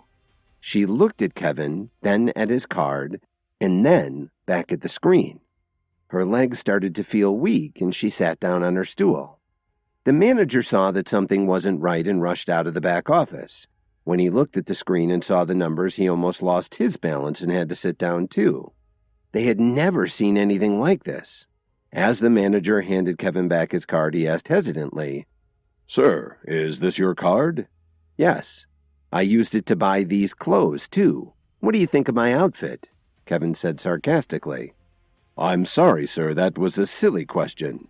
Thank you very much for your patronage." The manager was so freaked out that he couldn't even speak clearly. "My pleasure," Kevin said as he took back his card. "Wrap everything up and send it to the penthouse at Corwin Tower." Kevin didn't forget to sneer at the rude man and his charming companion. The two of them were so embarrassed that they practically ran out of the store without saying another word. "Come on, honey, let's go," Kevin said affectionately to Lily. "I just wanted to try on the necklace. Why did you buy the entire store?" Lily was very confused and asked him, "Where did you get so much money from?" "I've never bought you anything nice, so I figured I had a lot of catching up to do," Kevin said as he shrugged his shoulders. "Don't try to avoid my question. Tell me honestly, where did you get all this money?" Lily asked again. She wasn't so easy to fool. "Well, as you know, I've been helping my boss for the past couple of weeks. My latest project just earned him about $140 million, so he gave me a bonus of 1% of the sale. It was just enough to cover this purchase." Kevin was lying, but technically he was his own boss, so he figured he was just bending the truth a little. Lily was even more confused now. How could Kevin's boss be so generous? Just then, Kevin's phone rang. When he saw that it was Phoebe Anderson calling, he immediately answered. "Hello, Kevin. Are you free right now?" She sounded a little anxious. "Yes, I'm free. What's wrong?" Kevin asked. He was puzzled by her tone of voice. "Please come to the store. There's something I need you to settle right away," Phoebe said quickly. Then she hung up the phone before Kevin could say anything. Kevin shook his head helplessly. He could tell that Phoebe needed help right away, so he decided to bring Lily and Rachel along to Anderson's Antiques. As soon as he entered the store, he saw a large group of people standing around a table and whispering to each other. Several of them were antique shop owners from the neighborhood. They were convinced that they were looking at a replica because the object was in such good condition. Kevin finally managed to squeeze through the crowd along with Lily and Rachel. Phoebe was staring at an antique marble bust and frowning as she tried to make a decision. She was deep in thought. "How much do you plan to sell this for?" Phoebe asked the seller. "Ma'am, this bust has been in my family for generations. If I didn't need money for an emergency, I'd never have brought it in." The young man scratched his chin and said, "It should be worth about $60,000, don't you agree?" The antique shop owners in the crowd started whispering to each other. Some thought it might be worth it. Others wouldn't give him $50 for it. Kevin squinted and took a close look at the marble bust. It looked like an authentic Roman bust, probably from the 2nd century. As he walked around it, he could see that someone had tried to repair it, probably in the 1600s. Kevin asked the young man right away, "How much do you want?" "Didn't I just tell you? $60,000, he said impatiently. "All right, I'll take it," Kevin said directly. As soon as he said this, the onlookers immediately started to quiet down. They couldn't believe that he was willing to spend so much on an obvious fake. But some of the antique shop owners remembered what happened the last time Kevin was there, and they were curious to see what he would do. But Phoebe was still staring at the bust with a thoughtful frown on her face. She felt that something was wrong, but she couldn't put her finger on it. Suddenly, Lily tugged on Kevin's sleeve and asked him, "Do you know anything about antiques? Be careful." Even though Lily didn't know anything about antique appraisal, she could hear what everyone in the room was saying, and it made her very nervous, especially after watching Kevin buy the entire contents of a Michigan Avenue jewelry store. "Don't worry, I know what I'm doing," Kevin whispered to her. "But these people said it was a fake. Take a good look at it. $60,000 is a lot of money. Don't be cocky," Lily warned him. "Trust me, Lily," Kevin said confidently. Hearing this, the young man got excited and said to Kevin, "I can tell you have good taste." "President Anderson, please allow me to cover this man's sale," Kevin said as he handed his black card to Phoebe. "Are you sure you don't want to take a closer look? Be careful," Phoebe said worriedly. It wasn't that she didn't trust Kevin's judgment. On the contrary, Phoebe knew that Kevin was an expert who had already helped her save the company a fortune. But she still had her doubts about this item. "Don't you trust me yet?" Kevin laughed softly. The young man said, "You rock." He gave Kevin a thumbs up, then took a bracelet out of his backpack. Phoebe's eyes lit up when she saw it. "Do you want to sell this too?" she asked delicately. As soon as she said this, everyone stared at the bracelet in the man's hand. "I found this bracelet by accident. If you're interested in it, I'll sell it to you for $25,000. The man carefully placed the bracelet on the table. Phoebe's expression immediately turned serious. Once again, the antique dealers who were watching this spectacle started chattering to each other. They thought it looked interesting and they were impressed with its color. They couldn't tell if the stone was an emerald or tourmaline, but it was in such good condition they didn't believe it was an antique. If it was a reproduction, there was no way it was worth $25,000. The young man heard the discussion and pressed Phoebe to pay the full amount. "I can't take any less than $25,000. If you don't want it, I'm sure I can find another buyer." After Phoebe carefully examined it, she let out a sigh. She could tell that this bracelet wasn't bad, but it couldn't possibly be worth $25,000. Kevin, who had just taken back his black card, asked her, "May I take a look?" "If you want to buy it, you can have it for $20,000, the man said happily. After all, he had already made $60,000 from Kevin. Kevin picked up the bracelet and looked at it from all angles. Then he raised it over his head and looked at how the stone looked in the light. Then he put it next to his ear and flicked it a few times with his finger. Finally, he turned to Phoebe and informed her, "You can buy it. 25,000 sounds reasonable." Some of the antique dealers started to criticize him for his decision. They thought that he was giving Phoebe bad advice. But the ones who had seen Kevin at work before knew better and smiled as they waited to see what would happen next. "Kevin, do you have any idea what you're talking about? After all, Miss Anderson is an expert," Lily said somewhat awkwardly. She knew very well that the Anderson family had a lot of experience in the antique business and that Phoebe had an excellent reputation in the Chicago area as an appraiser. However, what happened next shocked everyone. Phoebe said very calmly, "I trust in Kevin's ability. He definitely wouldn't steer me wrong on something like this." Hearing this, Lily was instantly stunned. She'd been with Kevin for 3 years and had no idea that he knew how to appraise antiques. Why would Phoebe, who came from such a distinguished family, trust him so much? Kevin looked down at the bracelet in his hand and said, "Has everyone here heard of the jewelry that was found in King Tut's tomb?" They all nodded as they listened to hear what Kevin would say next. Well, there were many other artifacts found in countless other Egyptian tombs around the same time. I believe that this bracelet was made by a master artisan based on a lost bracelet from one of those excavations. The original bracelet was intended to give the wearer fertility and immortality. That's why it was left with the deceased in the tomb for the afterlife. I've only seen sketches of the original, but I believe that this reproduction was made with the same intent and the same materials. Together with the original bracelet, the pair of them would be worth quite a bit more, perhaps as much as $3 million. When the onlookers heard this, they immediately started to chatter. The people who had mocked Kevin earlier felt very awkward. Lily also felt rather awkward. She couldn't help but wonder why Phoebe trusted him so much while she, his wife, had questioned his ability. She stared blankly at Kevin and suddenly felt that she had never really understood him. "Okay, transfer $25,000 to this gentleman," Phoebe said excitedly. One of her employees immediately transferred the money to the routing number he'd given them. "Who said I only want $25,000? The man suddenly said. "I want $1 million for the bracelet. You still owe me $975,000. "Sir, how can you do this? I've already transferred the money to you and our transaction is complete," Phoebe said very unhappily. "Didn't you hear what he said? The two bracelets together could be worth at least $3 million, the man greedily said. "Even though there's only one now, it's got to be worth at least $1 million. Everyone started berating the man for going back on his word after agreeing on a price. The man didn't care what they thought and said, "My price is $1 million. If you don't want to pay that, then the deal is off." Phoebe was getting more and more upset.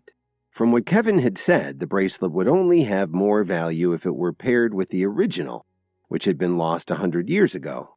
By itself, it was just a curiosity. "In that case, have our money transferred back to our account and leave our store immediately," Phoebe said coldly. She would rather not earn any money at all than put up with this nonsense. "I have a rule when I'm doing business. Once the money is in my pocket, I never take it out again," the man said very arrogantly. He had an evil smile on his face and was clearly making things difficult for Phoebe. The crowd of antique dealers and other onlookers were exasperated by this man's behavior. How could he refuse to return the money if the sale was off? Shouldn't he be arrested for this? Phoebe gave in to her anger and turned to the store's guards. "Security, arrest him," she said loudly. Kevin didn't expect something like this to happen. With a sullen look on his face, he walked over to the man and grabbed his shoulder. "Let me go," he yelled. "Do you know who I am? I'm Reuben Cook. Maybe you've heard of my cousin Drake Cook." He pushed at Kevin to break free, but failed. As he struggled, some fruit fell out of his backpack. "What the heck is this?" Kevin said when he saw the fruit. "Do you think you can bully me just because there are so many of you?" Reuben said brazenly. "If anyone lays a hand on me, I'll call my cousin. If you're not careful, he'll come down here and tear this place apart," he said confidently. The room was silent, as everyone wondered what would happen next. "I don't care who owns this place. You need to play by my rules," Reuben griped. "You're nothing compared to Drake." "Get him out of here," Phoebe said angrily. "How dare you touch me?" Reuben yelled as he finally broke free from Kevin's grip and took a step back. He quickly took out his phone and tapped on one of his contacts. While the call was connecting, he said to them, "You're in deep shit now." "Drake, I'm surrounded," Reuben said frantically. "Send someone down to Anderson Antiques to save me." Everyone could hear Drake's deep voice as he asked, "What have you done this time?" The onlookers got nervous when they realized that Reuben was asking someone like Drake for help. What a mess they were in. Some of them were already making a move for the door. "Nobody's leaving. You're all screwed now," Reuben said arrogantly. Reuben exaggerated everything and tried to make himself look like a victim. "Drake, I came here to sell 2 antiques, but now everyone has me surrounded and they want me to pay them before they'll let me leave." "I'll be right there." Everyone could hear Drake shout over the phone. "I want to see who has the cojones to try something like this." As it turns out, Drake had asked his cousin Reuben to take the bust and the bracelet to Anderson's Antique to have them appraised. If he liked the price, he was prepared to sell them. Reuben ended the call and warned Phoebe, "If you have any sense, you'll give me the full $1 million. Unlike me, Drake has a nasty temper." Phoebe was so furious that she couldn't speak. Everyone started to encourage her to accept the deal to make Reuben go away. Some of them even blamed Kevin for putting them in this predicament. But nobody was willing to ask Reuben to return the store's money.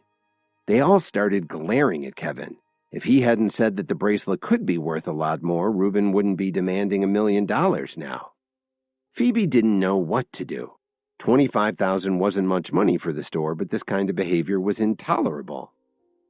After a few minutes, a couple of black SUVs screeched to a halt in front of the store's entrance. Drake rushed into the room, followed by his bodyguards. "Who's been bullying my cousin?" Drake roared. Aside from Kevin, everyone else in the room was trembling with fear. Reuben quickly ran over to Drake and pointed at the crowd. "They said they'd have me arrested if I didn't sell the bust and the bracelet to them." "How could this be?" Drake asked sternly. "Who's in charge here?" Phoebe's face turned pale. Just as she was about to face Drake, Kevin put his hand on her shoulder and took a step forward. "Drake, it isn't him, it's that woman," Reuben said as he pointed at Phoebe. But Drake didn't answer him. He stared blankly at Kevin, and his expression turned from anger to confusion to fear. "Drake, you got a lot of guts bringing your men in here to cause trouble," Kevin said without flinching. As soon as he said this, everyone started to panic, especially the ones who knew Kevin. They didn't want to get drawn into one of his fights. Reuben snarled at Kevin. "Don't think you're so great just because you bought some of my stuff." Before Reuben could say anything else, Drake gave him a backhand to the face. "Why did you hit me?" Reuben said in shock. "You're embarrassing me." Drake scolded him as he pushed his cousin aside. "I'll deal with you later." Then Drake took a deep breath. Phoebe bit her lip nervously when she saw Drake walking towards Kevin. However, what happened next shocked everyone in the room. Drake apologized politely to Kevin. "I'm sorry, Mr. Williams. I had no idea this would happen. My cousin can get carried away sometimes." They were all wondering how Drake knew Kevin. Not only that, he just apologized instead of wiping the floor with him. "So, did you send this jackass over here?" Kevin asked in a menacing tone. This definitely had an effect on Drake, and it showed in his expression. He turned around and shouted at his cousin. "Get over here, you son of a bitch!" Reuben walked over to him, covering his face to try and protect himself from another powerful slap. "Hurry up and apologize to Mr. Williams," Drake said as he pulled Reuben by the ear and made him stand in front of Kevin. I'm sorry, Mr. Williams. I was wrong to do that," he stammered. Kevin glared at Reuben and then turned his eyes to Drake. "Drake, did you really send your cousin in here to strong-arm the Andersons and take their money?" Kevin asked with a steely look in his eyes. "He just told us that you were coming here to tear this place apart." "Mr. Williams, this is just a big misunderstanding." Drake was on the verge of tears. Misunderstanding? I'm the one who appraised those two antiques. Are you saying there's something wrong with my judgment? Do you want President Anderson to throw me out of here? Kevin asked gruffly. Seriously, Mr. Williams, I didn't expect things to turn out like this, Drake replied with an awkward smile. Nobody could believe they were watching this. Seeing that Kevin hadn't accepted his apology, Drake gritted his teeth and slapped Reuben again. Look at the trouble you've got me into, he yelled. Mr. Williams, is there anything I can do to make you accept my apology? Drake pleaded. You shouldn't apologize to me. This is President Anderson's store, and your cousin has caused her a lot of trouble today. You really should be apologizing to her. Before Kevin had finished speaking, Drake had walked over to stand in front of Phoebe. What was he going to do now? Drake walked up to Phoebe and smiled apologetically. President Anderson, this is all my fault. Sometimes Reuben can be obnoxious, and I should have known better than to send him to such a fine establishment.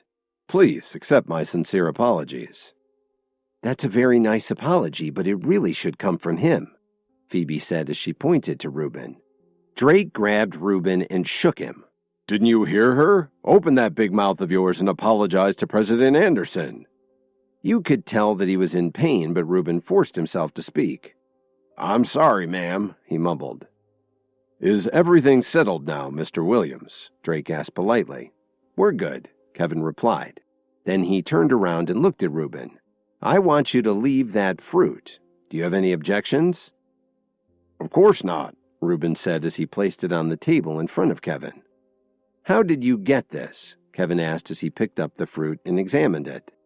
He kept turning the black fruit over and over until he was sure that he wasn't mistaken. According to the book that he'd taken from Marshall's office, this was an incredibly rare fruit. Whoever had put it in the bin at the health food store certainly had no idea what it was. It probably just looked like a black diamond apple, which isn't quite as rare. But that's not what it was. Actually, it was an important ingredient for refining numerous herbal medicines that were described in the book. Well, are you going to tell him or aren't you? Drake reprimanded his cousin. Mr. Williams, I found this at a health food store on Cicero Avenue. It looked interesting because it was darker than the rest of the fruit. It was the only one like this. I figured I'd let it ripen and eat it later, Reuben answered timidly. All right, Drake. Take him away, Kevin said lightly. And don't let this happen again. Thank you, sir. Drake felt as if he'd gotten a presidential pardon. He grabbed Reuben by the elbow and rushed out of the store, followed by his bodyguards, who were careful not to disturb anything on the way out. Kevin didn't stay long either. He said goodbye to Phoebe and led Lily and Rachel out to the sidewalk. What's the deal with you and Drake? Why does he respect you so much? Lily stared at Kevin and asked. It's because he knows I'm very good friends with Mitchell Cook, Kevin replied quietly.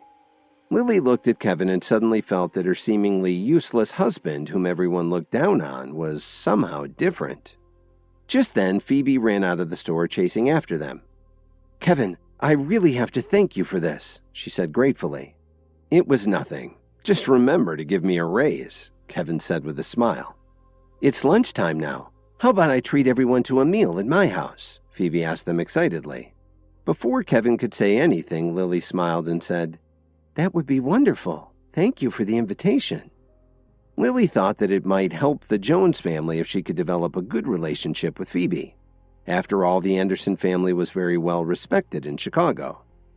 Phoebe gave Kevin the address of her family's estate. It was about an hour and a half from the antique store.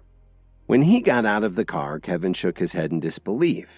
The estate was located in the western suburbs, facing towards the east. There were no buildings as far as the eye could see, which was rare in this part of the city, where it seemed that every bit of farmland had been replaced by housing developments. Business must be good, Kevin said to himself. After everyone sat down on the sofa, Lily looked around the large, tastefully decorated room. Then she asked with some hesitation, President Anderson, forgive me for asking, but why don't you have any antiques in your home? It's very simple, Kevin said as the three women turned to look at him. You know about this, too? Lily asked in surprise. As it turns out, I do. While Phoebe's family specializes in antiques, they prefer not to bring any into their home, Kevin explained. It may sound superstitious, but they avoid bringing any objects into the house that might be haunted, he said very seriously. Lily and Rachel had their doubts about this explanation. Lily snickered a little and said, "Bull, you're just putting us on." "Actually, he's right," Phoebe said as she brought a tray of appetizers over from the sideboard. "My father told me the same thing. Antiques are beautiful, but we prefer to keep them at the store." They chatted for a while longer, and then Phoebe went into the kitchen to prepare their meal. Rachel and Lily got up and went into the kitchen to help her. Kevin took his glass of iced tea and leaned back on the sofa. But the sofa was a lot softer than he expected, and as he sank into it, he spilled his drink all over his tan pants. Kevin grabbed a few tissues in a hurry and tried to dry himself off. Just then, Phoebe walked out of the kitchen and asked him, "Kevin, do you like chili?" "What happened?" Phoebe asked, as she saw Kevin sitting there with a huge dark stain on his light-colored pants. "It's not what it looks like," Kevin tried to explain. Rachel and Lily rushed out when they heard all the commotion. "What's going on?" "How am I going to explain this?" Kevin thought to himself. "They think I peed my pants. I swear, it isn't what it looks like. I just spilled my iced tea. Don't you believe me?" Kevin almost wanted to die. The three women stared at him, unsure how to respond. "I'm going to the bathroom," Kevin said abruptly. Then he practically ran out of the room. "Just dry off as fast as you can and get back out here." Lily couldn't believe how embarrassing this was.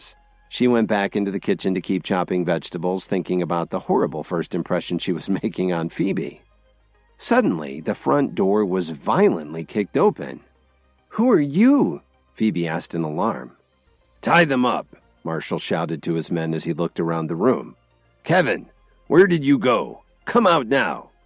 Kevin, who was still in the bathroom trying to dry his pants, heard all of this and started to fear for his wife and friends. He thought to himself, "Is that Marshall? What's he doing here?" Marshall kicked the bathroom door open. "Marshall, what's come over you?" Kevin bellowed. "So, you're still pretending, huh?" Marshall roared angrily. Then he threw a punch at Kevin. It was a powerful punch that could have knocked out someone twice his size. Kevin stepped just to the side as the punch passed him by.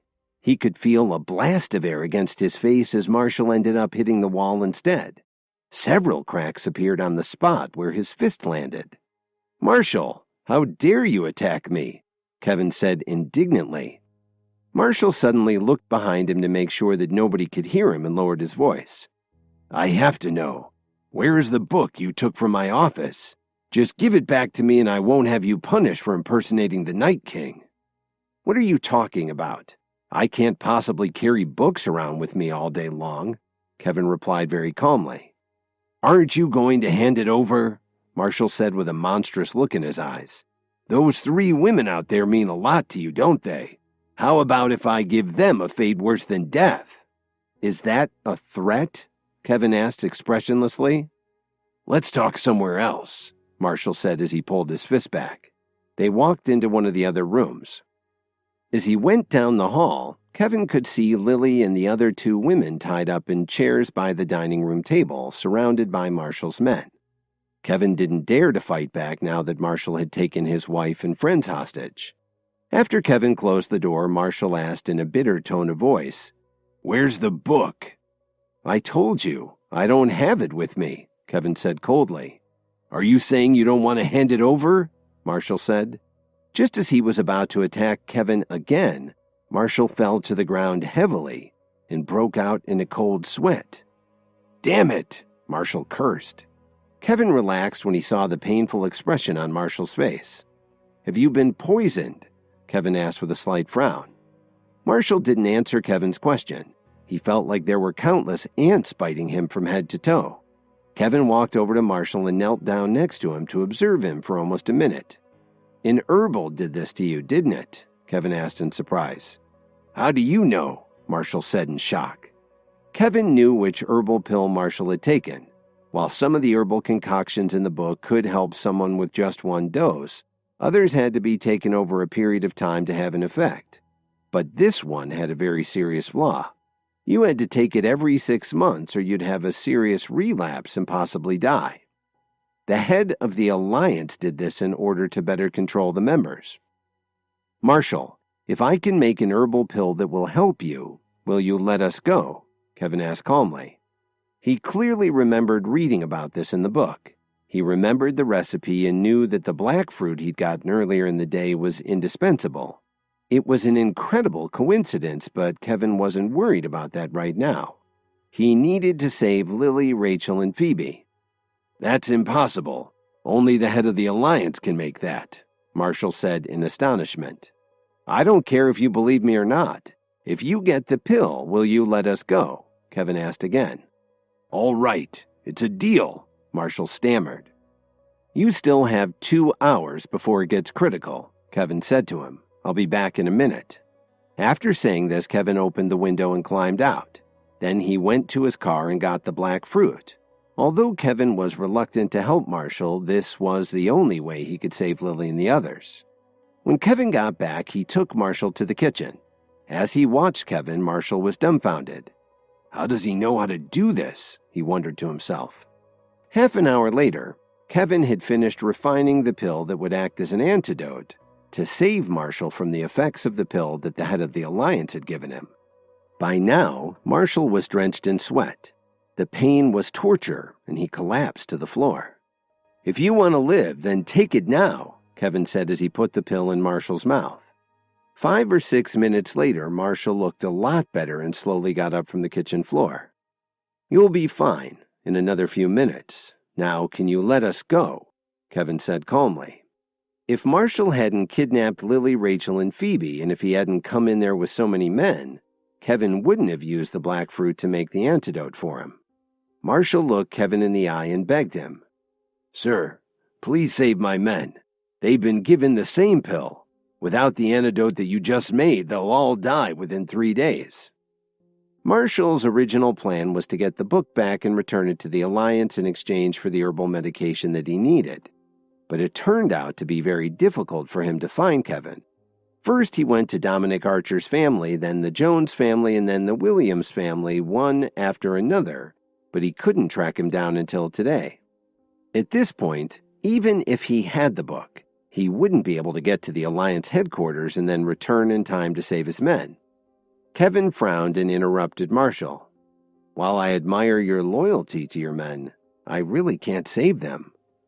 What do you mean, Mr. Williams? If you could make the antidote for me, I'm sure you can do the same for them. Marshall sounded desperate. Unfortunately, to make another batch, I would need more of the black fruit. As you can see, I used all that I had to make your pill. I just found it by chance today, and I have no idea where to get more on such short notice, Kevin said helplessly. Are you talking about the black fruit that looks almost completely black and has a faint fragrance? Marshall asked. You know about it? Kevin asked in surprise.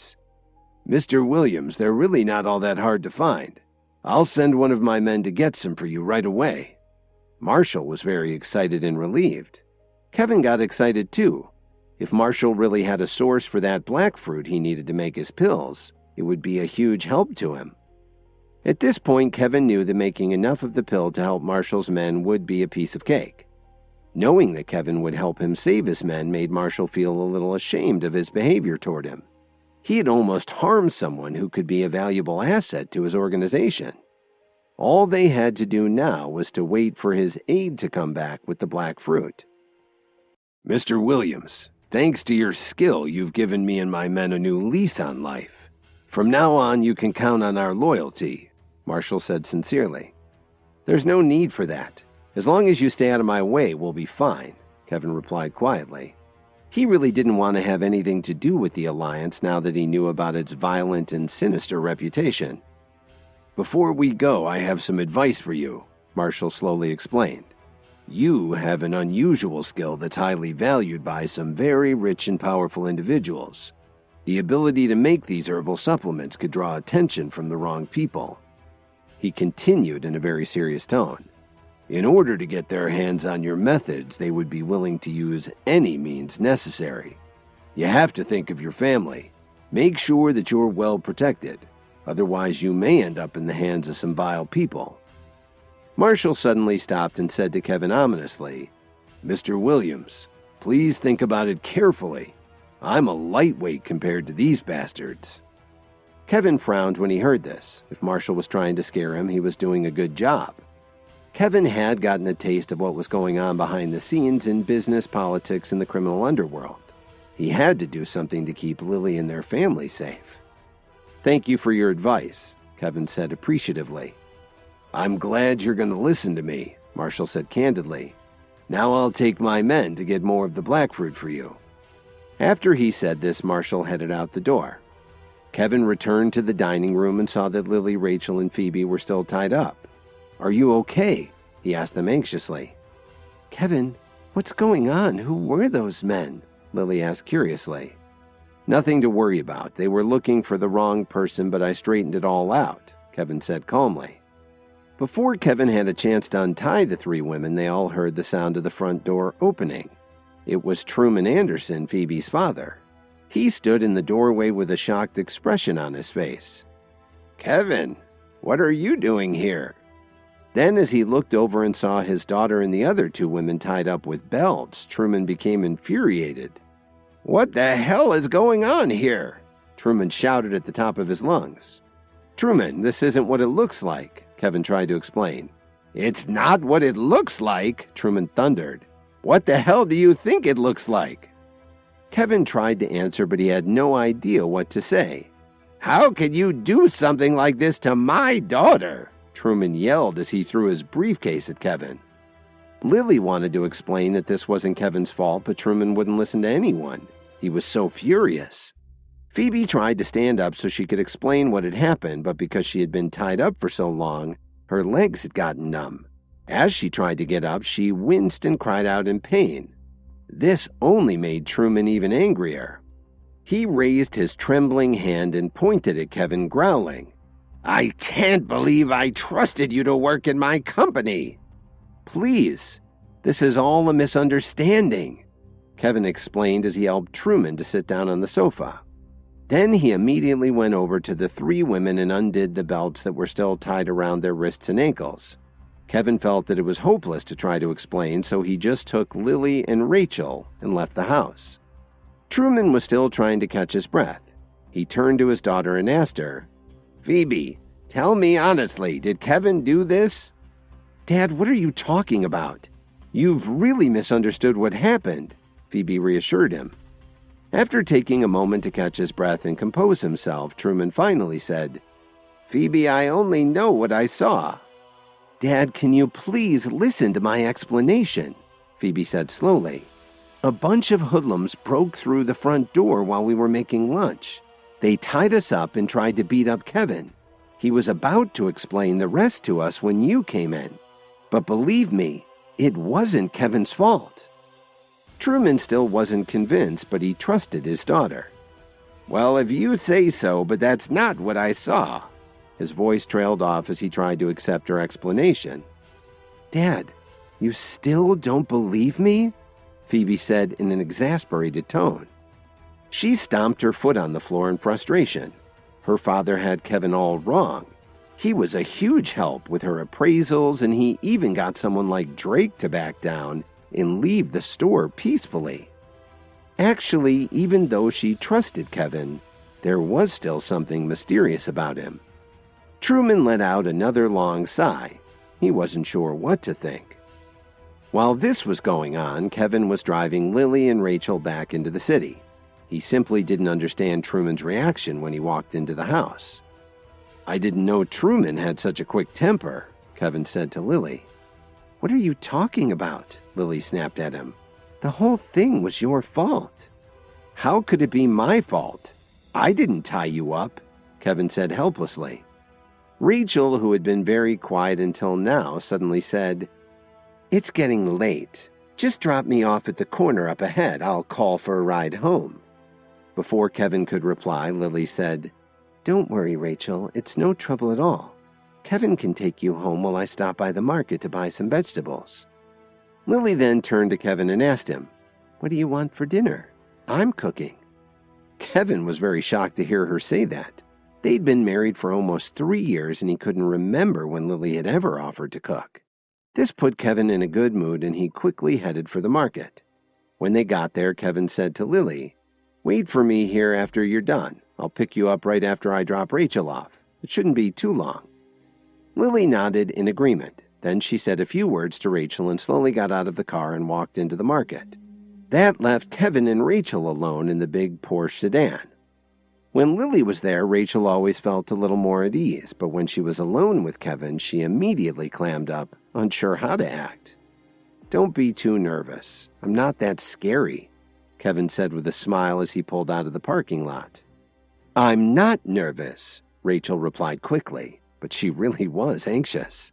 Ever since she found out about Kevin's true identity, every time she thought about how she'd always treated him, she felt a little ashamed and regretted her actions. Kevin glanced at her in the rearview mirror. He had an idea about what she was thinking.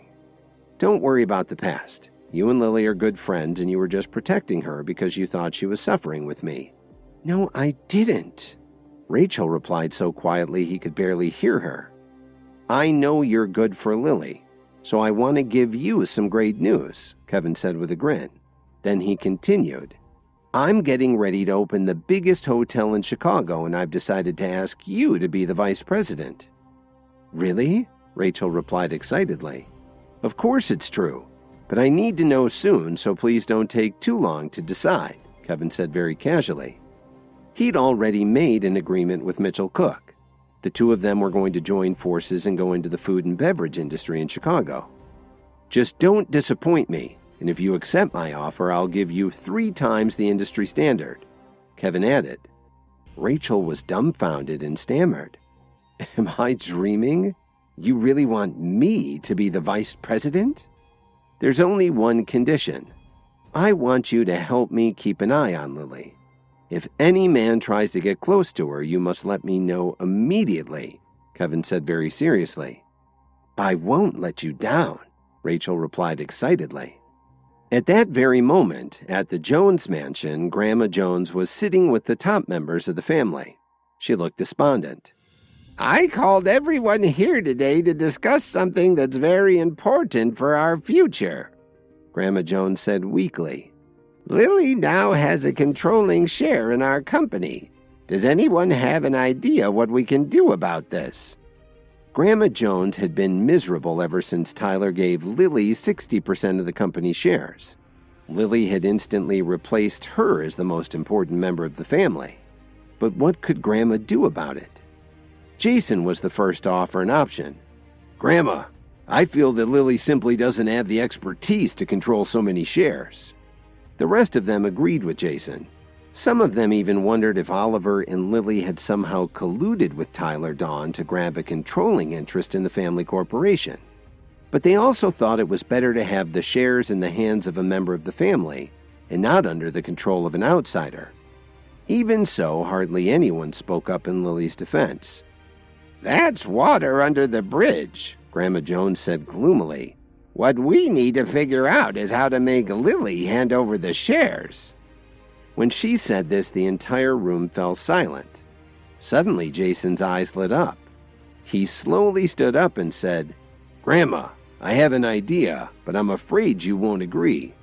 "What idea do you have? Tell me." Grandma Jones' face brightened. Maybe she had been right to put her trust in Jason.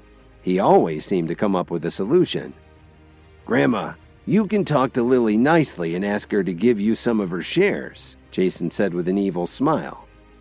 "Even if she gave me 10%, she would still have half the shares," Grandma Jones said hopelessly. Jason said, "Don't worry. When Lily signs the transfer paperwork, we can slip another document underneath the contract." Before Jason finished speaking, they all knew what he meant. It was devious, but it might work. "I guess there's no other way," Grandma Jones sighed. Then Jason added, "Grandma, don't forget that Tyler Dawn gave Lily an import-export company." This was actually what Jason hated the most. He really didn't know why Tyler had been so generous to Lily. Grandma Jones perked up when he said this. If she could get back the company shares, she could start another company and finally put the Jones family back on top. 5 days later, in the CEO's office of Williams Media, Kevin looked intently at the documents on his desk. Mr. Williams, as soon as the market opens this morning, our company's shares are expected to drop by 20%. Miss Wilson reported with a serious expression. What's behind this? Kevin asked as he looked at the documents and then at his computer screen. About 3 days ago, someone started to manipulate the shares of the largest companies in Chicago, Miss Wilson explained. Kevin sat back slowly in his chair and muttered, I can't believe they were able to set this up in just a few days. It must have taken a lot of work. Mr. Williams, do you know what happened? Miss Wilson asked in surprise. Ever since Kevin took over Williams Media, he hadn't been very active in his role as CEO. He had been busy with a lot of other things, from antique appraisals to herbal supplements. Miss Wilson helped to keep things going smoothly, as she always did. But she never dared to complain.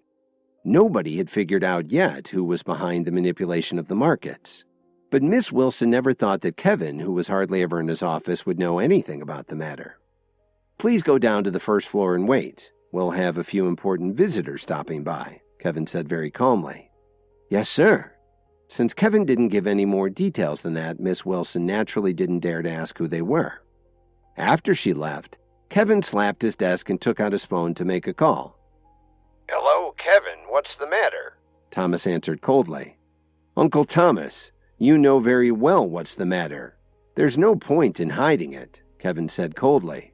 His uncle was silent for a few seconds before he continued. That's right, Kevin. The Williams family did this. Why? Kevin asked him. He really wanted to know the answer. You know perfectly well why we did this, Kevin, Thomas replied coldly. Your performance lately has made everyone unhappy. Your grandfather thinks that you're getting carried away. You need something to bring you down to earth and keep you from following the wrong path. This is for your own good.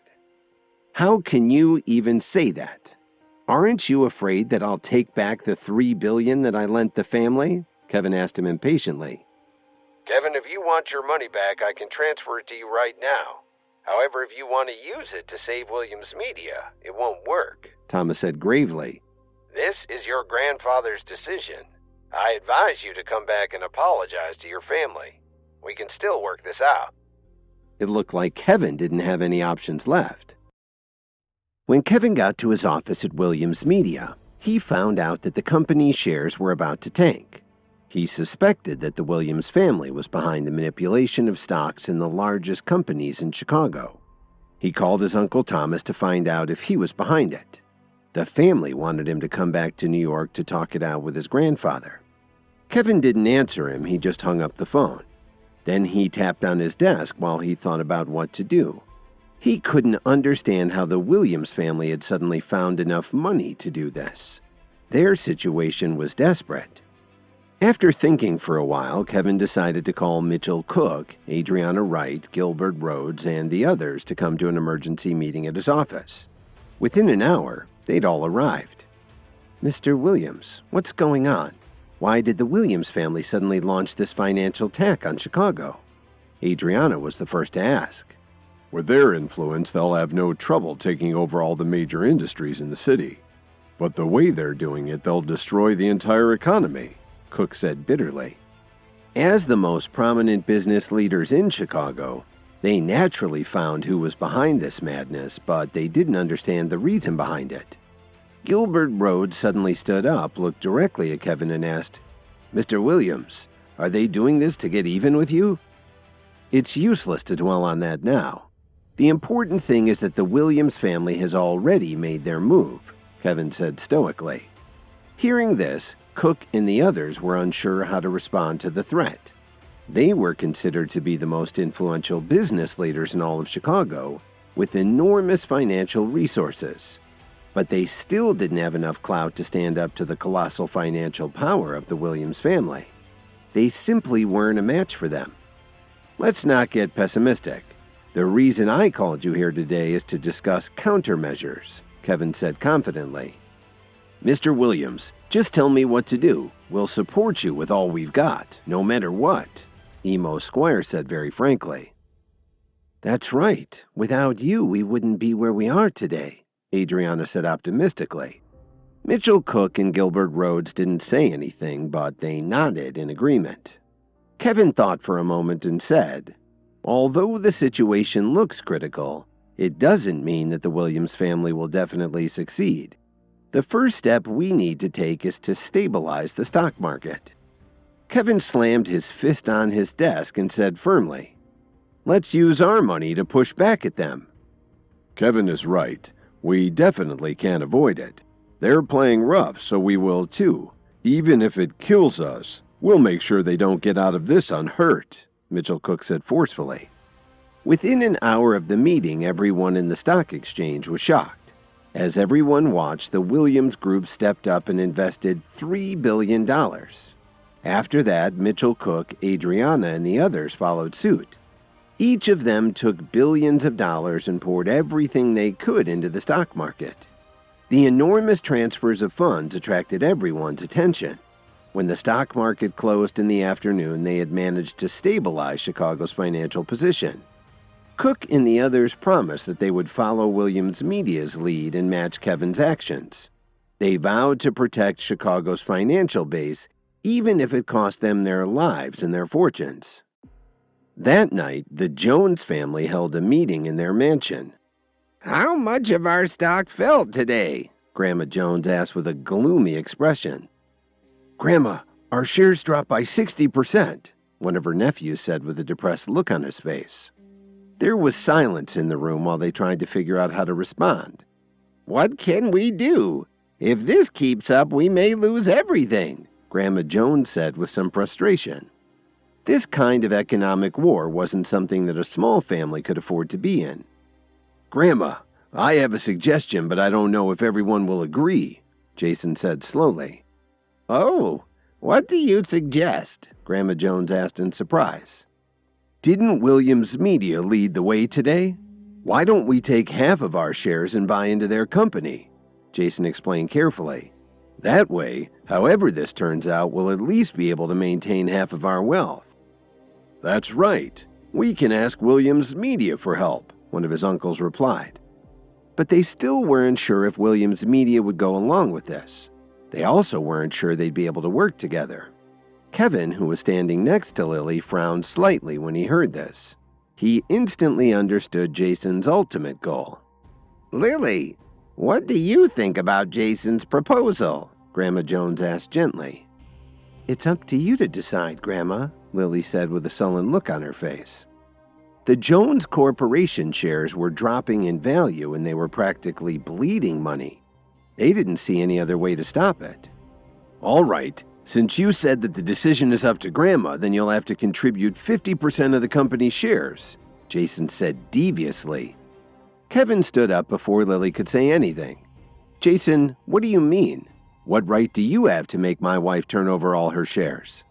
60% of the company's shares are now in Lily's hands. If she doesn't do this, then who will?" Jason said with a sour look on his face. "If she still considers herself to be a member of the Jones family, then she needs to do this right now." Everyone started arguing, claiming that the shares weren't really hers and that it was about time she did something for the family. The discussion got louder and louder. "Quiet," Grandma Jones said loudly. "Stop arguing." Then Grandma Jones looked at Lily and forced a smile. "Lily, this concerns the survival of our family. Why don't you turn over your shares? In any case, don't you agree that it's not fair for them to be in your hands anyway?" "I don't agree," Kevin shouted. "What did you say?" Grandma Jones snapped back. Before Kevin could say anything, Jason jumped on him too. "Kevin, don't think you're so special just because you know a few rich people. If you're so great, why don't you get them to bail us out?" They all started to criticize Kevin again, complaining that he wasn't a true member of the family and had no voice in their meetings. Then Jason continued to explain his plan. "Grandma, I recently met with a senior member of Williams Media. As long as Lily is willing to turn over her shares, I have a way to transfer them to Williams Media. After the crisis is over, we can sell them and buy back control of our company." "And how do we allocate the shares after that?" Kevin asked loudly. Everyone stopped talking when he said this. Grandma Jones had an unhappy look on her face. Lily wanted to say something, but she just couldn't get herself to speak. Grandma is the head of the family. Of course, the shares would go to her, Jason said very naturally. Jason, you have no shame, Kevin said loudly. How dare you disagree with me, Jason grumbled. From what you're saying, it sounds like Lily isn't willing to go along with this plan anyway. Just as Kevin was about to say something else, Lily tugged on his sleeve. Lily, what do you think we should do? Grandma Jones asked in a slow, calculating voice. Grandma, as long as you think it's appropriate, I have no objections, Lily said tensely.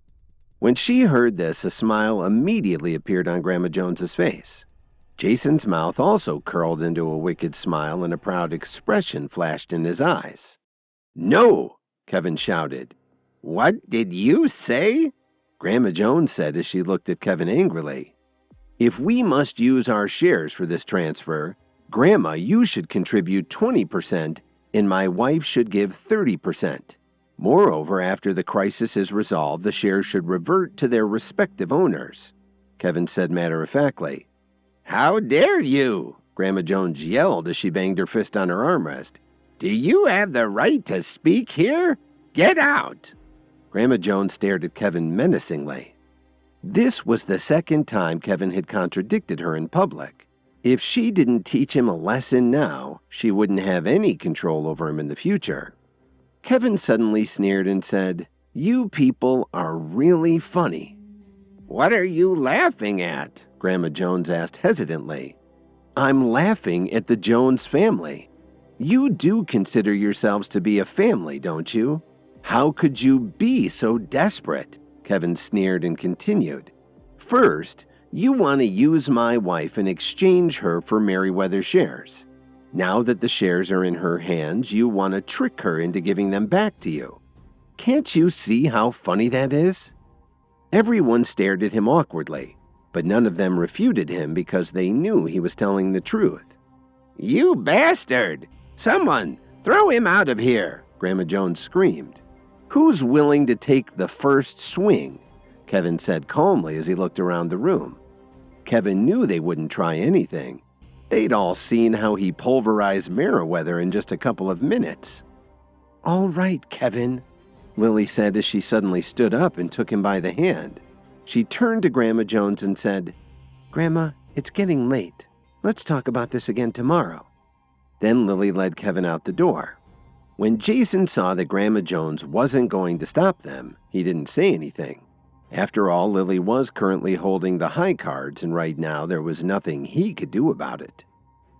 Lily, I'll let you and that useless husband of yours appreciate the moment, but when you lose your shares, I'll teach you a lesson, Jason thought to himself. As Kevin and Lily got into their car and drove away, no one said anything. When Kevin got to the office the next day, Miss Wilson had already been waiting for him for half an hour. What is it? Kevin asked worriedly. He couldn't let Williams Media fail, not when he knew that it would be so useful for him in the future. Sir, many of our senior executives want to have a meeting with you. Miss Wilson didn't answer Kevin's question directly, but he could tell from her serious expression that the news wasn't good. Okay, have them wait for me in the meeting room in half an hour, Kevin said thoughtfully. Next, Kevin checked the company's stock situation on his computer. As the markets opened, their share prices fell by 10%.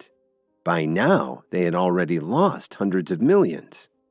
Kevin sighed slightly and took out the bracelet that he'd bought from Reuben at Phoebe's antique store. What's the use? Kevin said with a slight frown. While he was turning the bracelet over and over in his hand, he started to feel more relaxed and confident. That's odd, he thought to himself. Then he took a closer look at the stone that was set in the bracelet. It wasn't a green emerald at all. It was actually a green tourmaline. How could he have made such a rookie mistake? But it did explain why he was drawn to it in the first place. Kevin slowly put the bracelet on the table.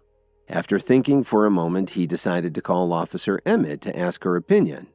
After all, she had set him on the path to making herbal remedies. Maybe she knew something about this too. Hello, Kevin? What do you want?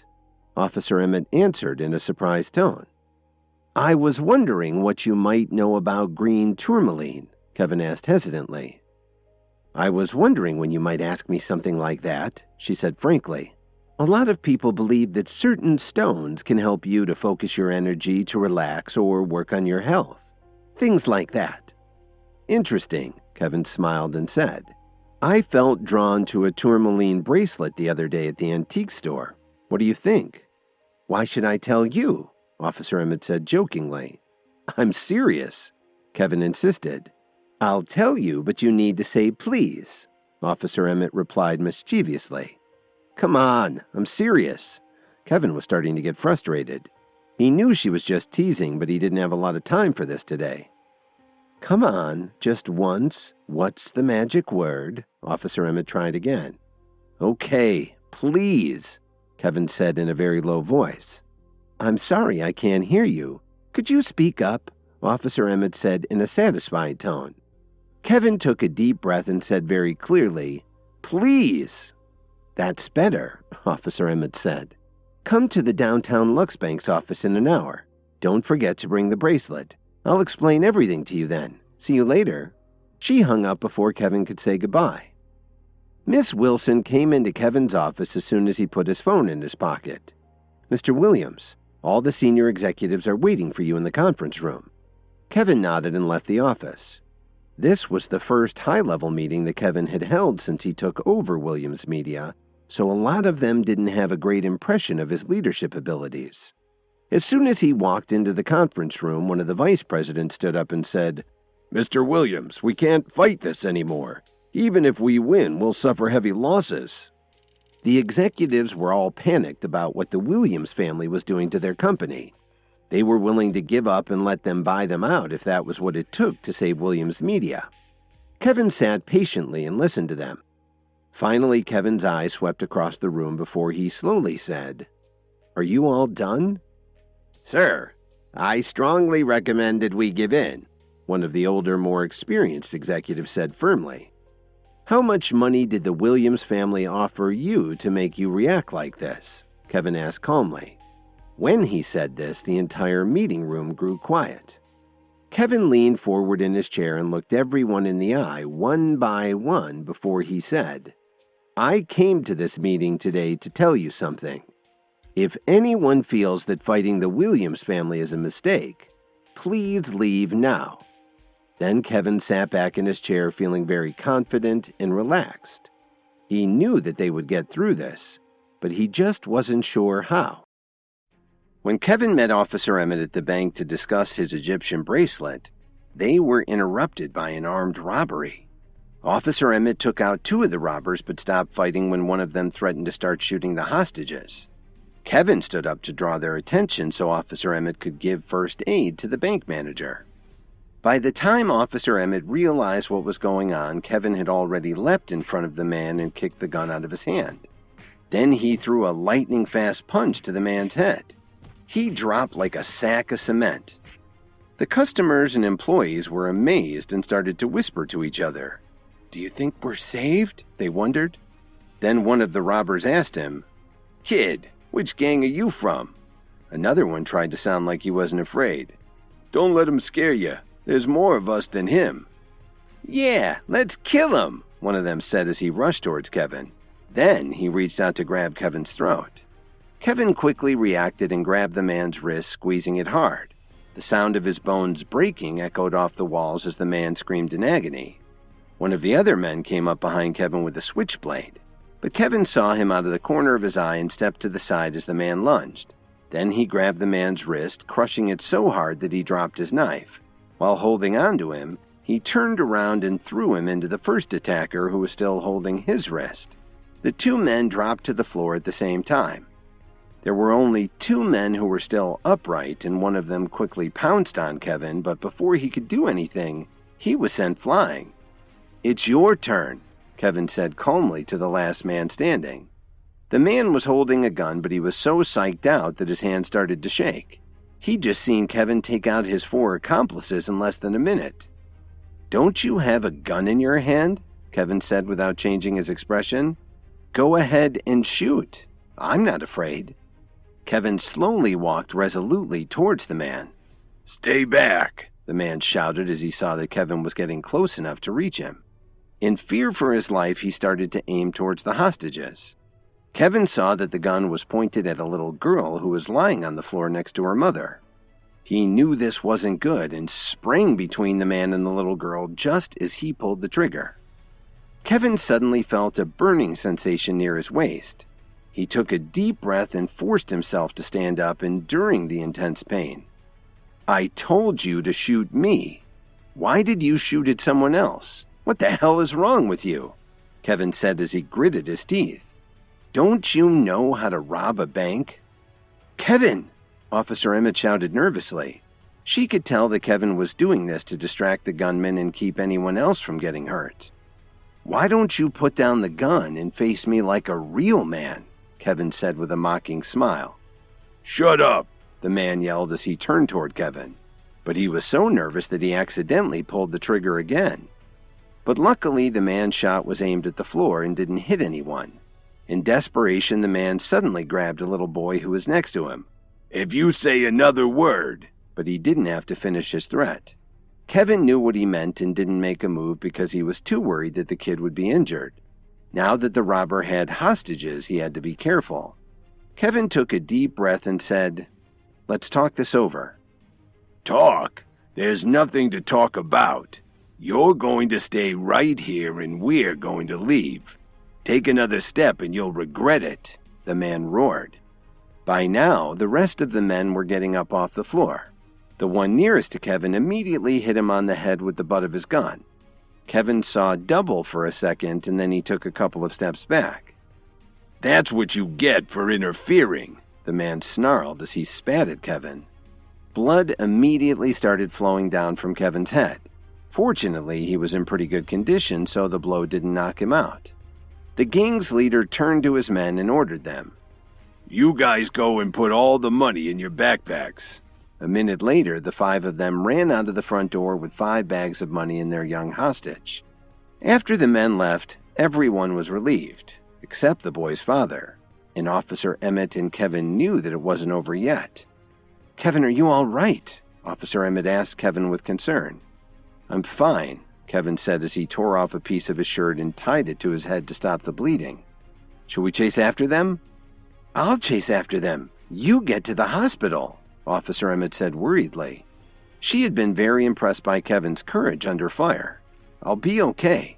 Let's go," Kevin said to her as he headed towards the door. "Those scumbags! They stole all that money and still took a hostage," Officer Emmett complained as she followed Kevin to his car. "That boy is so young.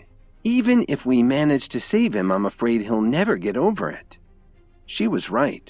The young boy was in grave danger. "They were probably afraid that the police would follow them, so they grabbed a hostage," Kevin said calmly as he drove after them. "Call 911 immediately and ask them to check the surveillance cameras along State Street. Also ask them to send backup, or I'm afraid we won't be able to save the boy." "I know. You do realize I'm a cop, right?" Officer Emmett replied as she was pulling out her phone to call the station. "Hello? It's Lieutenant Emmett." She gave instructions to the sergeant who took her call, and then she turned her attention back to Kevin, who had just been shot a few minutes ago. About 10 minutes later, the men thought they might be getting away with their robbery. As they raced up Fullerton, one of them said excitedly, "Man, we hit the jackpot this time." "Bullshit. We could have done a lot better. Who would have thought that such a big bank wouldn't even have a lousy $8 million, the man said bitterly. Suddenly, the driver looked in the rearview mirror and started to panic. "Hey, man, we got a tail. I think it's the guy from the bank." "Damn it! How's that even possible? Didn't you just shoot him?" another one said in horror. "What are you panicking for? There are only 2 of them. Just him and that cop," the leader said coolly. "Just keep your foot on the gas and stick with the plan. As long as we get to the boat, we'll be fine." He was acting like he was calm, but the panic showed in the man's eyes. Kevin had been shot and hit on the head, but he kept coming after them. What kind of man was he? "What if we get caught? How are we going to kill him?" one of them asked. "We won't have to. Have you already forgotten what I told you?" the man answered grimly. "Maybe that guy can fight, but we've got a hostage." While they were discussing their options, Kevin and Officer Emmett were coming up with a plan of their own. "Kevin, hurry up and drive faster. Let's not lose them," Officer Emmett said impatiently. She couldn't believe that she was actually chasing the suspects in a Pagani Roadster. It was probably worth more than what the robbers had stolen from the bank. "Don't worry, we're almost at the lake. They'll have to stop soon," Kevin replied as he focused on the big black car ahead of them. Then he thought for a second and said, "You'd better let your backup know that we're heading for the marina. I'll bet they plan to switch to a speedboat." He knew his car could catch up with them in 2 seconds, but if he got too close, he couldn't guarantee that they wouldn't hurt the hostage. Officer Emmett noticed the bright red stain on Kevin's shirt. She asked him earnestly, "How are you holding up? That looks pretty bad." "It's nothing serious. I can hold on for a while longer," Kevin replied calmly. "This probably isn't the right moment, but there's something I want to know." Officer Emmett stared at Kevin and asked, "You could have dodged that bullet, but why did you put yourself in danger like that?" Kevin didn't reply to her question. He just kept driving, keeping just far enough behind the robbers so that they wouldn't get jumpy. When they got near the marina, the men grabbed their hostage and ran from the car. Kevin put the bracelet inside his jacket. Maybe it could at least deflect a bullet. Officer Emmett and Kevin jumped out of the car. Just as they were about to catch up with them, the group of men suddenly stopped. "Stay back or the hostage is dead," the head robber turned around and shouted. The thieves were getting angry. One of them said, "If it wasn't for these two bastards, we'd already be counting our money." "We can count it after we kill them," the other man said optimistically. "Cut the crap. Throw down your weapons, let the child go, and put your hands on your heads. This is your last warning," Officer Emmett shouted. "Stay where you are," the leader hollered back. "Take another step and he's finished." The man pointed his gun right at the kid's back while he used him as a shield.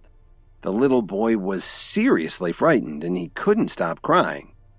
"Let the child go, you worthless son of a bitch," Officer Emmett growled. Kevin patted Officer Emmett on the shoulder and took a step forward. "So, you tough guys are using a child as a human shield. I'm really impressed. Very manly," Kevin said sarcastically. "Shut up. If it wasn't for you, we'd have been out of that bank in 2 minutes and we wouldn't even need a hostage," the man said viciously. In the past few years, he and his gang had committed dozens of robberies, but they'd never failed. Until now. Kevin had messed up their plans. "I'll tell you what. If you want a hostage so bad, take me," Kevin said in a very serious tone. When Officer Emmett heard him say this, she turned her head in shock. She looked at Kevin and didn't know what to say. "So, you want to be a hero. You got it," the gang's leader said angrily. "Come on, raise your hands over your head and walk over here. Slowly. If you play any tricks, you know what I'll do." As soon as the man finished speaking, Kevin started to sneer. He slowly raised his hands and walked toward him. "Kevin!" Officer Emmett shouted in shock. Before this incident, Officer Emmett would have never thought that Kevin would risk his life to save a little girl and then offer himself as a hostage for a little boy. Why did everyone in the Jones family keep calling him a bum? When Kevin was less than 6 feet away, the man let go of the little boy. The kid immediately ran towards Officer Emmett, still crying uncontrollably. "Come over here," the man roared at Kevin. "Don't worry, I didn't bring any weapons with me," Kevin retorted as he continued walking towards the man. Then Kevin made his move. He punched the man in the center of his chest and sent him flying backward. His men were shocked, and they definitely didn't want to face Kevin again. They just snatched their leader and ran away as quickly as they could. After they were gone, Kevin grabbed his side and complained, "Damn, this hurts."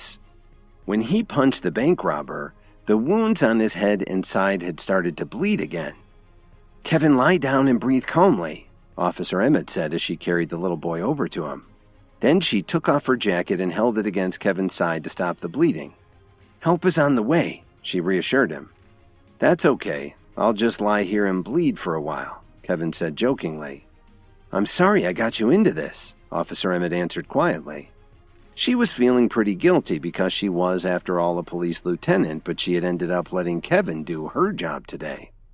"That's okay," Kevin said. "It's not like I had anything else to do." "Just hang in there," Officer Emmett said as she nodded her head. "What are we going to do now?" Kevin asked in confusion. "Those guys are probably halfway across Lake Michigan by now. Even if you wanted to, I don't think you could catch up to them." "They can wait. Let's get you some help first. I'll call the bank to let them know the kid's all right," Officer Emmett said calmly. "That's all right," the little boy said. "Just send me back to the bank. This man needs to go to the hospital." Kevin and Officer Emmett were stunned to hear the kid say that. "I didn't know a child could have so much common sense," Kevin said in surprise. "Me neither," Officer Emmett said with a smile. They relaxed a little when they finally heard the sirens approaching. The bank robbers got away in their speedboat, but Kevin and Officer Emmett managed to save their young hostage. Unfortunately, while fighting with the leader of the gang, Kevin reopened the wounds on his head and his side. As the police and ambulance approached, Kevin said to Officer Emmett, "I think you should take the boy back to the bank. After all this, he needs to be with his family as soon as possible." "I can wait," the little boy said stubbornly. "You should get to the hospital right away." Officer Emmett patted the boy on the head and said, "I'll send you back in a police car. How would you like that?" Then she paused and said, "You know, I don't even know your name." The little boy replied, "I'm Stevie." Then his eyes lit up and he asked, "Can they use the siren?" Officer Emmett laughed and said, "We'll see." She was trying to hide it, but she was pretty worried about Kevin's gunshot wound. Just then, the squad cars pulled up and a few officers walked over toward them cautiously with their weapons drawn. "Chicago PD, please identify yourselves," one of them said firmly. "You missed the bad guys by like 10 minutes. Where the heck were you?" Officer Emmett said as she showed him her badge. "Oh, Lieutenant Emmett," the cop responded as he put his gun back in his holster. "Geez, you guys are slow," Officer Emmett said disapprovingly. Then she turned to the little boy and said, "Stevie, these nice officers will take you back to your family. I need to get Kevin some help." "Okay," Stevie said excitedly. At the same time, he didn't forget to wave goodbye to Kevin. "Where's that damned ambulance?" Officer Emmett asked one of the officers. As soon as she asked, she saw the EMTs running toward her and Kevin. "I really don't need all of this fuss. I have a lot of work to do," Kevin said with a hint of irritation in his voice. When Officer Emmett heard him say this, she wanted to slap him. "Your health comes first," Officer Emmett snapped at him. "If you don't treat this wound now, you'll probably get an infection. That'll cost you even more time and money. Now let them check you out." "I still don't want to go to the hospital," Kevin complained. The lead paramedic introduced herself to Kevin. "I'm Erica Diaz. Just remain calm and we'll get you back on your feet in no time." She and her assistant examined Kevin's wounds and lifted him onto a stretcher to load him into the ambulance. When they checked his vitals, they were surprised to see that he wasn't in shock. "You're pretty lucky," Diaz said to Kevin. "It looks like the bullet passed right through." She rolled Kevin onto his side to be able to disinfect the exit wound. "I really don't want to go to the hospital," Kevin told her. This was an unusual request for this kind of injury, so Diaz thought for a few seconds and then answered, "I can stitch you up and give you some IV antibiotics, but I really recommend that you get it checked out to make sure it didn't hit any internal organs. It doesn't look like it did, but you never know." Then she examined the cut on his scalp and said, "Your head wound looks worse than it is. Fortunately, you're not showing any signs of a concussion." "Why don't you listen to my advice?" Officer Emmett said disappointedly. "Just let a doctor take a look. I promise I'll go if it gets worse, but I just don't have the time to deal with a hospital right now. And I can't go home like this either. Lily would freak out," Kevin joked. "You're such a pain in the butt," Officer Emmett snapped at him. "Okay, you can crash out in my living room, but just for one night. Someone has to keep an eye on you. I guess it'll be me." Officer Emmett suddenly realized just how much she cared about Kevin. It was platonic, of course. After all, she had a fiancé and Kevin was a married man. Kevin got off the stretcher and thanked the paramedics as he stepped out of the ambulance. He and Officer Emmett walked slowly to his car, but she stopped him as he was about to reach for the driver's side door. "Oh, no, you don't," she said to him. "You don't think I'm going to let you drive in your condition?" Officer Emmett helped Kevin into the passenger seat and went around to the other side to start the car. She smiled as she revved the Pagani's powerful engine. They got to Officer Emmett's house in about a half an hour. When they walked into the living room, she pointed at the large recliner and said, "That's yours for the night." Then she went into her bedroom and came back with a first aid kit. "I'll leave this here in case you need it," Officer Emmett said as she put the box on the coffee table and put a blanket over Kevin. Then she pointed to a door next to the bookcase and added, "The guest bathroom is right over there." Once Kevin was settled into the comfortable recliner, Officer Emmett sat down on the sofa. Kevin's phone vibrated, but he ignored it. "Kevin, can you tell me what you were thinking when you blocked the bullet for that little girl?" Officer Emmett asked hesitantly. "I wasn't really thinking about anything. I just figured it would be less dangerous for me than for her," Kevin said thoughtfully. Officer Emmett was touched by this. Although Kevin was trying to make it sound like a rational decision, she knew he had a heart. This made her see Kevin in a new light. "It's been a long day and we both need some rest," Officer Emmett said sleepily. Then she took a deep breath and said, "You have free run of the living room and the bathroom. If you're dying, just knock on my door. Otherwise, I don't want to hear a peep out of you until morning." "Thanks, but your bedside manner could use some work." Kevin looked at Officer Emmett in shock. Officer Emmett turned around abruptly and headed to her bedroom. She closed her door and went into her bathroom to clean up. Kevin could hear Officer Emmett's shower running as he started to doze off. Just as he was almost asleep, his phone vibrated again. It turned out to be Phoebe Anderson sending him text messages. It looked like she'd sent him dozens of texts. "Is there trouble at her antique store again?" Kevin thought to himself. He decided to call Phoebe to ask her what was going on. Phoebe answered excitedly, "Kevin, you finally saw my messages." "It's been a busy day," Kevin replied matter-of-factly. "Is there anything wrong? Do you need my help?" Phoebe said with concern. "Oh, I didn't know that you cared," Kevin answered playfully. "Don't worry. It's nothing I can't handle." What Kevin didn't know was that Phoebe had actually blushed a little. Then Kevin suddenly thought of something.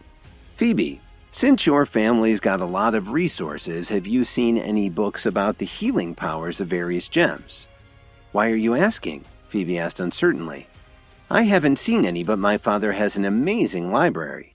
I'll go take a look and get back to you." She didn't hang up, so Kevin put his phone on the side table while he waited for her to check the library. Just then, Officer Emmett walked out of her room while drying her hair with a large towel. "Who are you calling?" Officer Emmett asked cautiously. "Phoebe Anderson. Do you remember her from the antique store?" Kevin smiled and said, "I wanted to ask her to help me find a book on rare gems." "I didn't expect you to be up making any phone calls. Where did you put that bracelet anyway?" Officer Emmett said in surprise. Kevin took the bracelet out of his coat pocket. The stone reflected the room's lighting beautifully. "It's magnificent," Officer Emmett exclaimed. "Do you want to take a look?" Kevin said as he held the bracelet out for her. Officer Emmett started to reach for it and then yawned. "You know, I think I should wait until tomorrow. I really need to rest first. Good night." Then she turned around and headed back towards her bedroom. She closed the door and Kevin heard a click as she locked it behind her. Kevin started to doze off again, and then he heard Phoebe's voice coming from his phone, which was still sitting on the table. "Kevin, are you still there?" He picked it up and answered sleepily. "Yup, I'm here. What did you find?" Phoebe answered a little nervously. "I found a couple of old books he probably got from an estate sale. Do you need them now?" "There's no hurry. I'll stop by tomorrow," Kevin said as he yawned. "Okay. It sounds like you need some rest. I'll see you tomorrow." Phoebe hung up the phone slightly disappointed. Kevin put his phone back in his pocket and fell asleep. When Officer Emmett woke up the next morning, Kevin had already left. Instead of heading home, Kevin went to his office at Williams Media.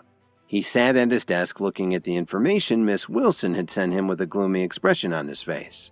In just one day, Williams Media had already lost over $3 billion. When the markets opened in the morning, the stocks dropped so fast that they temporarily halted trading.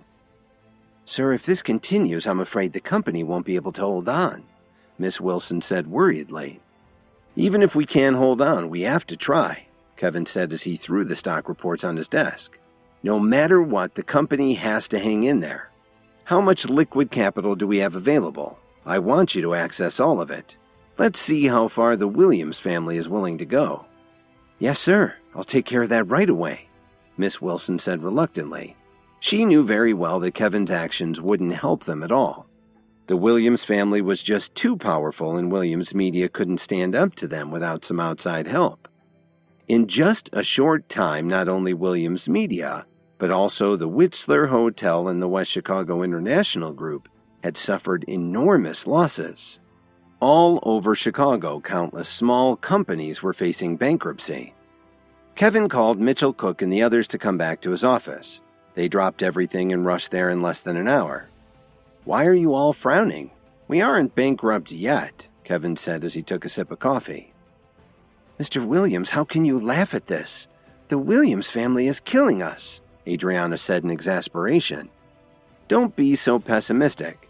It ain't over till it's over," Kevin smiled. Then he asked Cook, "Mitch, what have you found out?" "According to what I've seen, the whole mess is being led by the Williams family. They have at least 20 other companies helping them," Cook said gloomily. "Mr. Williams, why don't we just give up now and cut our losses?" Gilbert Rhodes said worriedly. "What's wrong? Are you afraid?" Kevin teased him. "I'm just worried that when the dust settles, you'll end up losing Williams Media." Everyone at the table agreed. "I appreciate your concern, but let's not worry about that right now. I don't want to lose Williams Media either, but I can handle it if that happens. What we need to do now is to stabilize the stock market as much as possible. Don't let it crash before 3 this afternoon." A strong coldness flashed in Kevin's eyes. Then he said confidently, "We won't lose." The afternoon dragged on, while everyone watched the Williams Media and West Chicago International Group stocks fell again. But just when everyone thought that Williams Media wouldn't be able to last until the closing bell, there was a huge surge. Not only did it stabilize the stock market in an instant, but it also increased the shares of West Chicago International Group and the other groups by nearly 30%. At 3 o'clock in the afternoon, the major news agencies shared the breaking news. The CEO of KWTD Corporation, Tyler Dawn, had given his full support to Williams Media. The chairman of the Orion Group also said that he would back Williams Media. An unimaginable amount of money poured into the markets, and by the closing bell, their losses had been completely reversed. Williams Media stock had nearly doubled. "I must be dreaming," Gilbert Rhodes said excitedly. "That's thanks to the KWTD Corporation and the Orion Group." Adriana was so happy that she looked like she was going to jump in the air. "Two of the biggest players in the business world," Emo Squire exclaimed as he slapped his hand on the table. "We aren't the only ones who have been saved. It's spilled over to all the other companies in Chicago," Cook said excitedly as he stared at his computer screen. "I told you things would turn around," Kevin said as he sat calmly on the sofa with his legs crossed, sipping another espresso. "Mr. Williams, how did you get these 2 corporations to support you?" Adriana asked in confusion. "I can't believe you doubted me," Kevin said teasingly. They all felt a little embarrassed. Kevin put down his coffee and continued. "You don't have to worry about it anymore. I just couldn't give up on Chicago. It's too important. But I'll still need your help." He asked them to stay at Williams Media and keep an eye on things while he drove to Anderson Antiques to see Phoebe. Over the past few days, the Anderson family's antique and jewel business was the only place in Chicago that hadn't been directly affected by the Williams family's manipulation of the stock market. When Kevin arrived at the store, 2 assistants met him at the door and escorted him to the 3rd floor. "Kevin, you're finally here. Do you know how long I've been waiting for you?" Phoebe said as she put down the book in her hand. "I'm sorry, Phoebe, I didn't know you were waiting this whole time," Kevin said apologetically. Phoebe saw that Kevin was sorry, and her frown morphed into a pleasant smile. "What is it you're trying to find out?" she asked him. Kevin spent the night in Officer Emmett's living room as he recovered from his injuries from the bank robbery. The next day, he went to his office and saw that Williams Media was still losing money. Things finally turned around after Tyler threw KWTD's support behind him. Kevin left Cook and the others to keep an eye on things in his office while he headed over to see Phoebe. "Is this what you were looking for?" Phoebe asked. He picked up one of the books and started to thumb through it. "Yes, thanks," he replied absently as he looked at the photos and drawings. "A lot of the stones are simply decorative," Phoebe Anderson explained, "but there are some people who swear that certain stones can help with different physical or mental ailments. What exactly are you researching?" "Nothing in particular, just a sudden interest," Kevin replied casually. Phoebe nodded in understanding. After a long pause, Phoebe looked at Kevin, who was lost in the book, and lightly bit her lower lip as she said, "I hope you're still not upset about what my father said the other day. Please don't take it to heart. He has a pretty bad temper, especially when family is involved." When she finished speaking, she couldn't look Kevin in the eye. It had been a pretty strange and embarrassing scene. She really couldn't blame her father for getting upset even though he was mad at the wrong person. "That's okay, Phoebe. It's understandable," Kevin said casually. Suddenly, Kevin put down the old book in his hand. After hesitating for a moment, he looked at Phoebe and asked, "After we left your home, did your dad say anything?" "What do you mean?" Phoebe asked a little tentatively. She really didn't want to tell Kevin about the awkward conversation she had had with her father after Kevin, Lily, and Rachel left. "No, nothing special," Phoebe stammered. "I explained everything to him as clearly as I could, and I think he felt better." "Oh, what did you tell him?" Kevin asked with great interest. Of course I told him the truth," Phoebe said quietly. Phoebe didn't know why she was having so much trouble talking about it.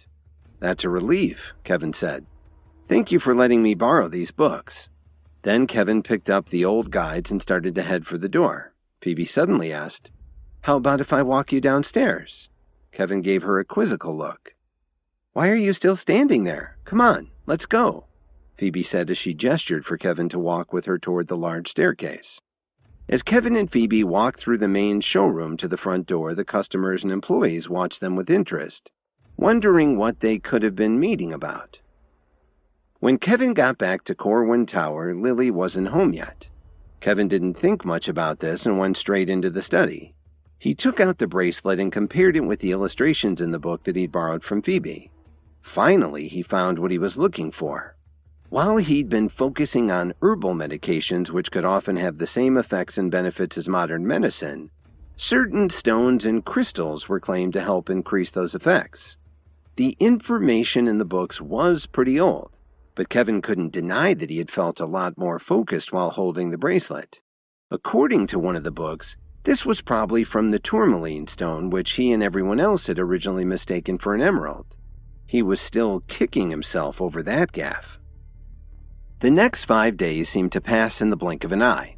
During this time, Kevin went to his office at Williams Media every day.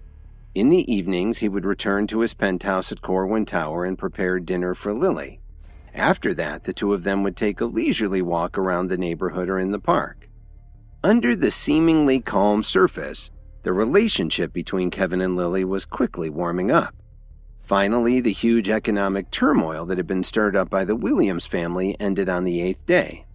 It was obvious that, although the Williams family had gathered a lot of forces to help them, faced with the backing that Kevin had gotten from Tyler and the Orion Group, their attempt was doomed to fail.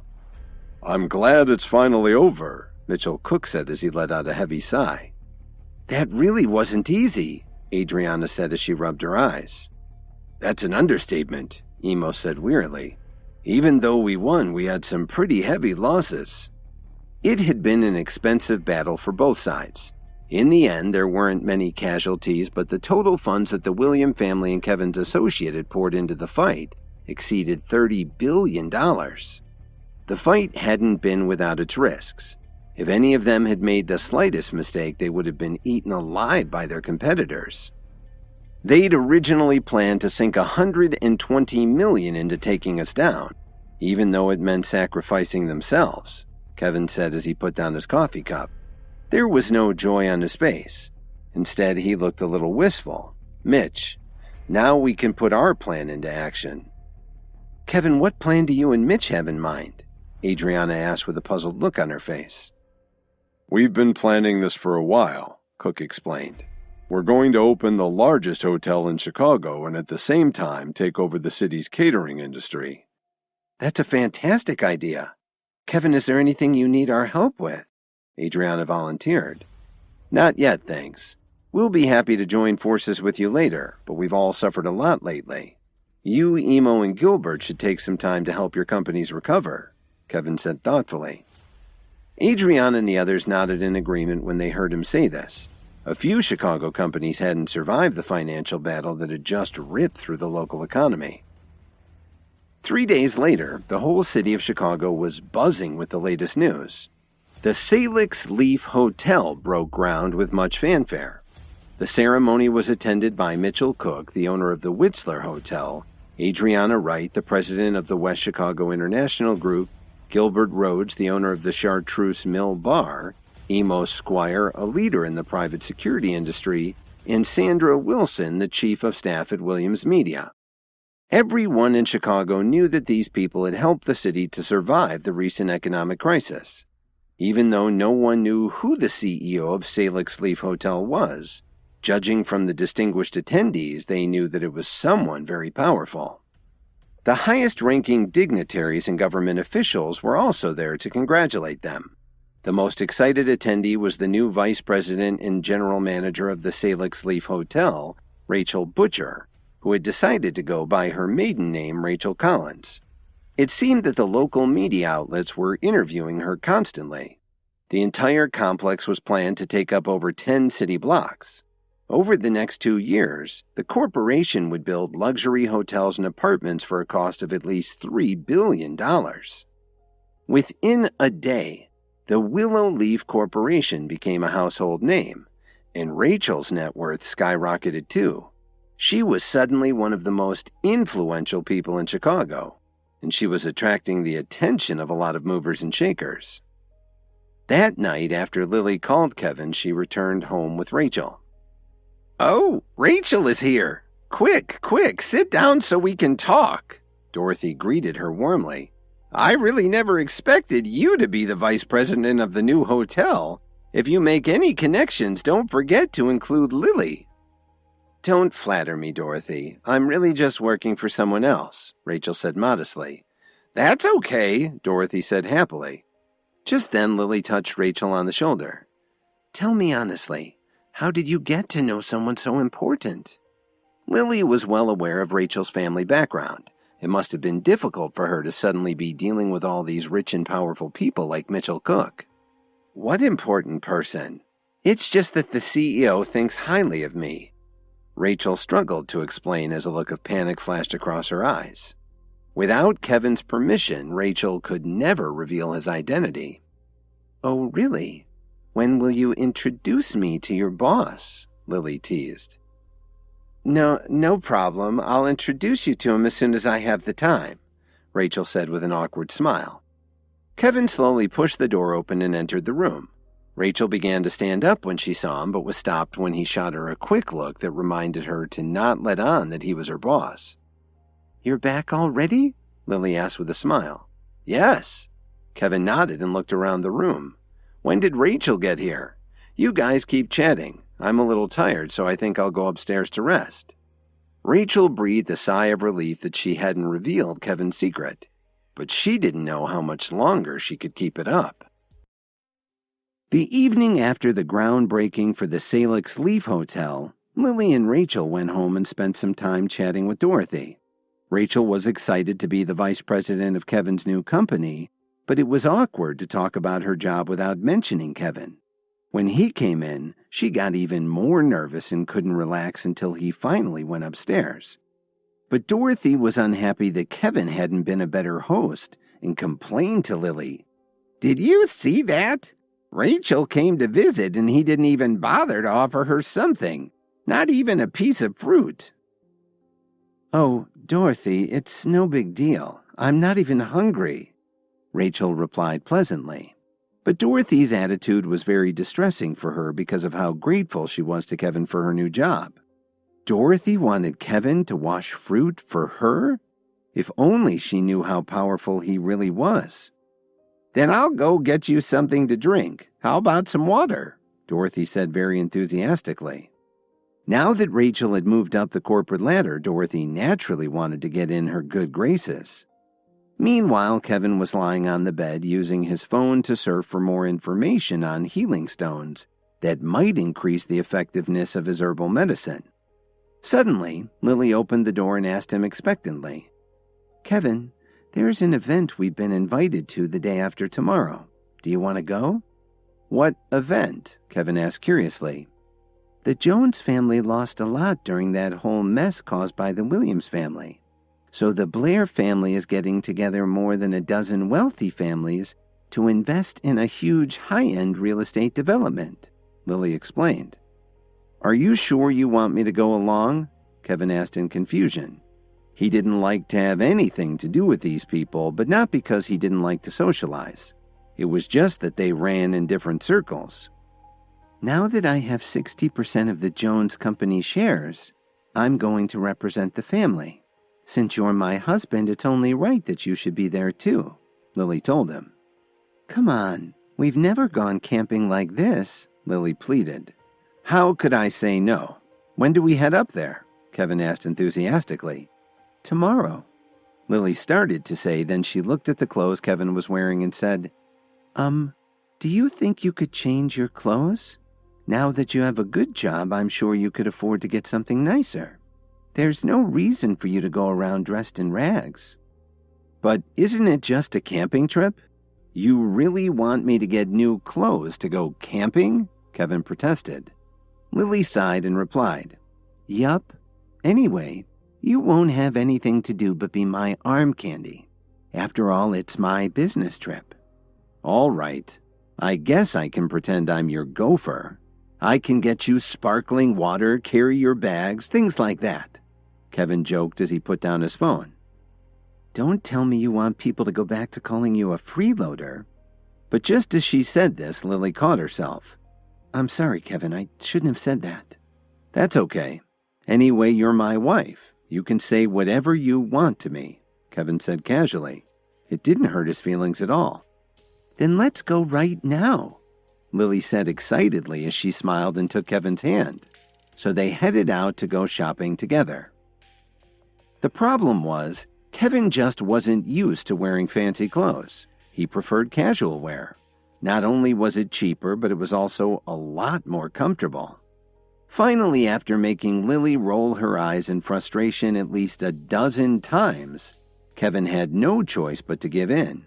He ended up buying 2 short-sleeve shirts, some pants, and 3 jackets. When he got to the register, the associate scanned the items, then smugly looked Kevin up and down before saying, "The total is $1,832.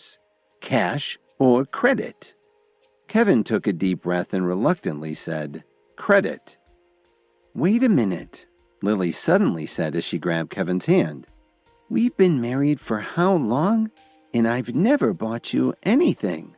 This is on me." When he heard this, Kevin smiled broadly and said, "If you insist." The next morning, as the sun was starting to rise over Lake Michigan, the Blair family sent a car to pick up Lily and Kevin at Corwin Tower. After about 2 hours, the caravan of over a dozen limousines stopped at their destination up near Rockford. "So this is where you plan to build?" Kevin whispered to Lily as they got out of the limo. "Yes. Isn't it beautiful? It cost a little over $200 million for the land. Then each family is going to spend another $45 million for the construction costs," Lily replied with a smile. Kevin shook his head when he heard her say this. He didn't think that it was a good place for a luxury housing development. There was a river nearby which was picturesque, but he wondered if anyone had even looked into the chance of flooding. As Kevin was thinking about this, he heard a familiar, annoying voice. "Kevin, what are you doing here? Did Lily finally let you out of the house? Jason said with disdain. Lily had more status in the Jones family, but Jason still looked down on Kevin. Of course, this brought on whispering from the other guests. They were wondering if Kevin was the worthless freeloader Jason had been talking about. Isn't that obvious?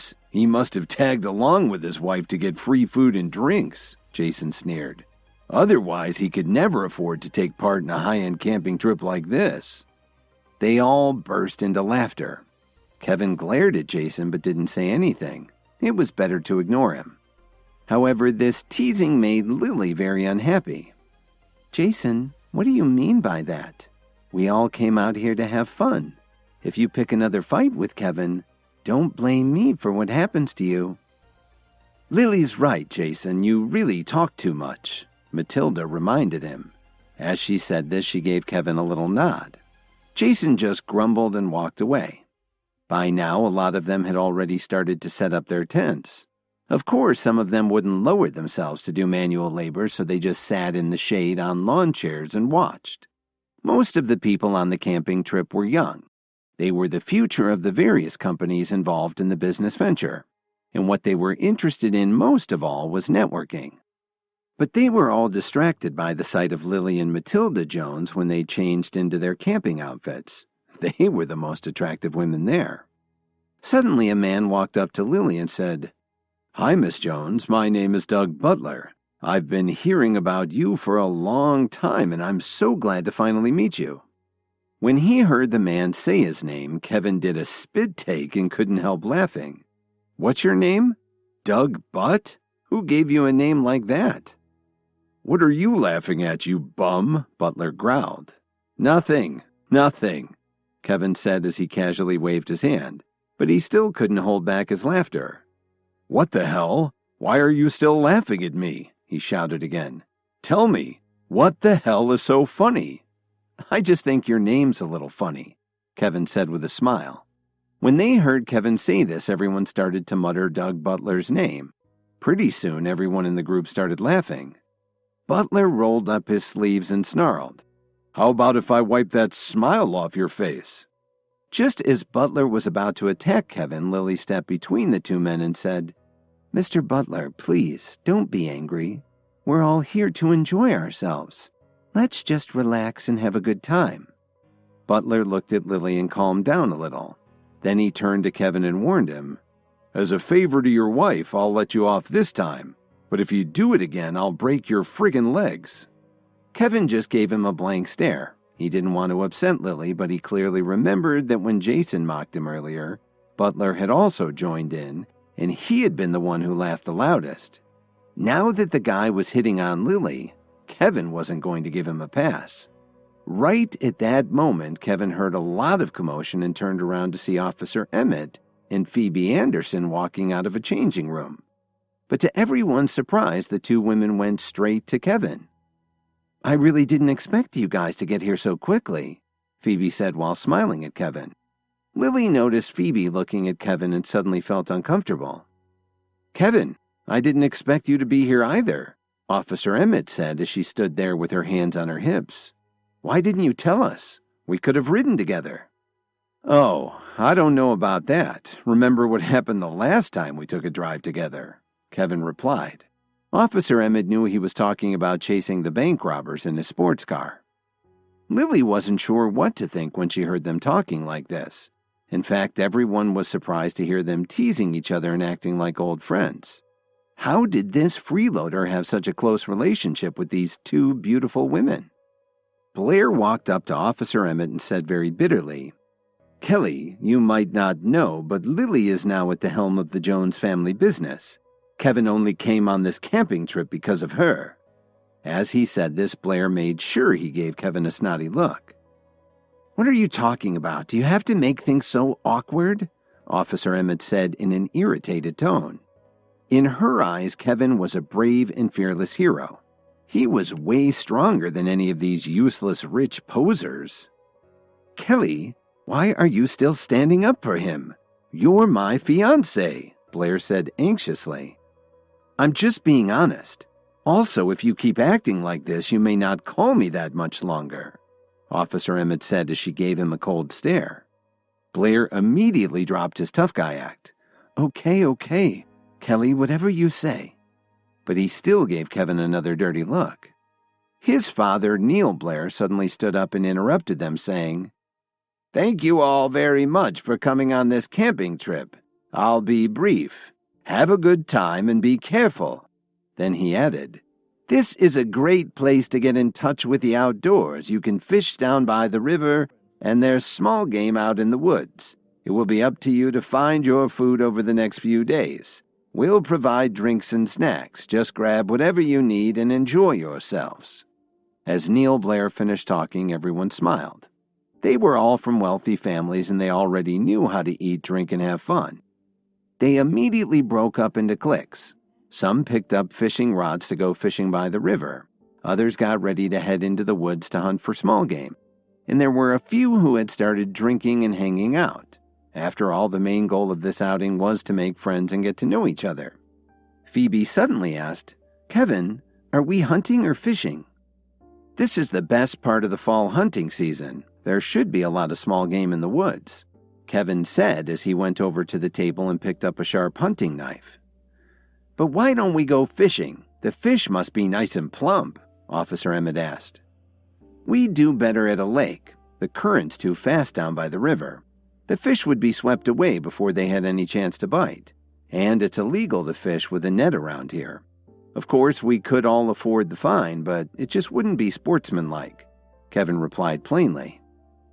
"So what you're saying is none of those guys will be able to catch a fish?" Blair said mockingly. If Officer Emmett hadn't been there, Blair definitely wouldn't have been hanging out with Kevin. "I didn't say absolutely," Kevin explained. "Then why are you so serious? Are you just bragging?" Blair scoffed. Kevin ignored him.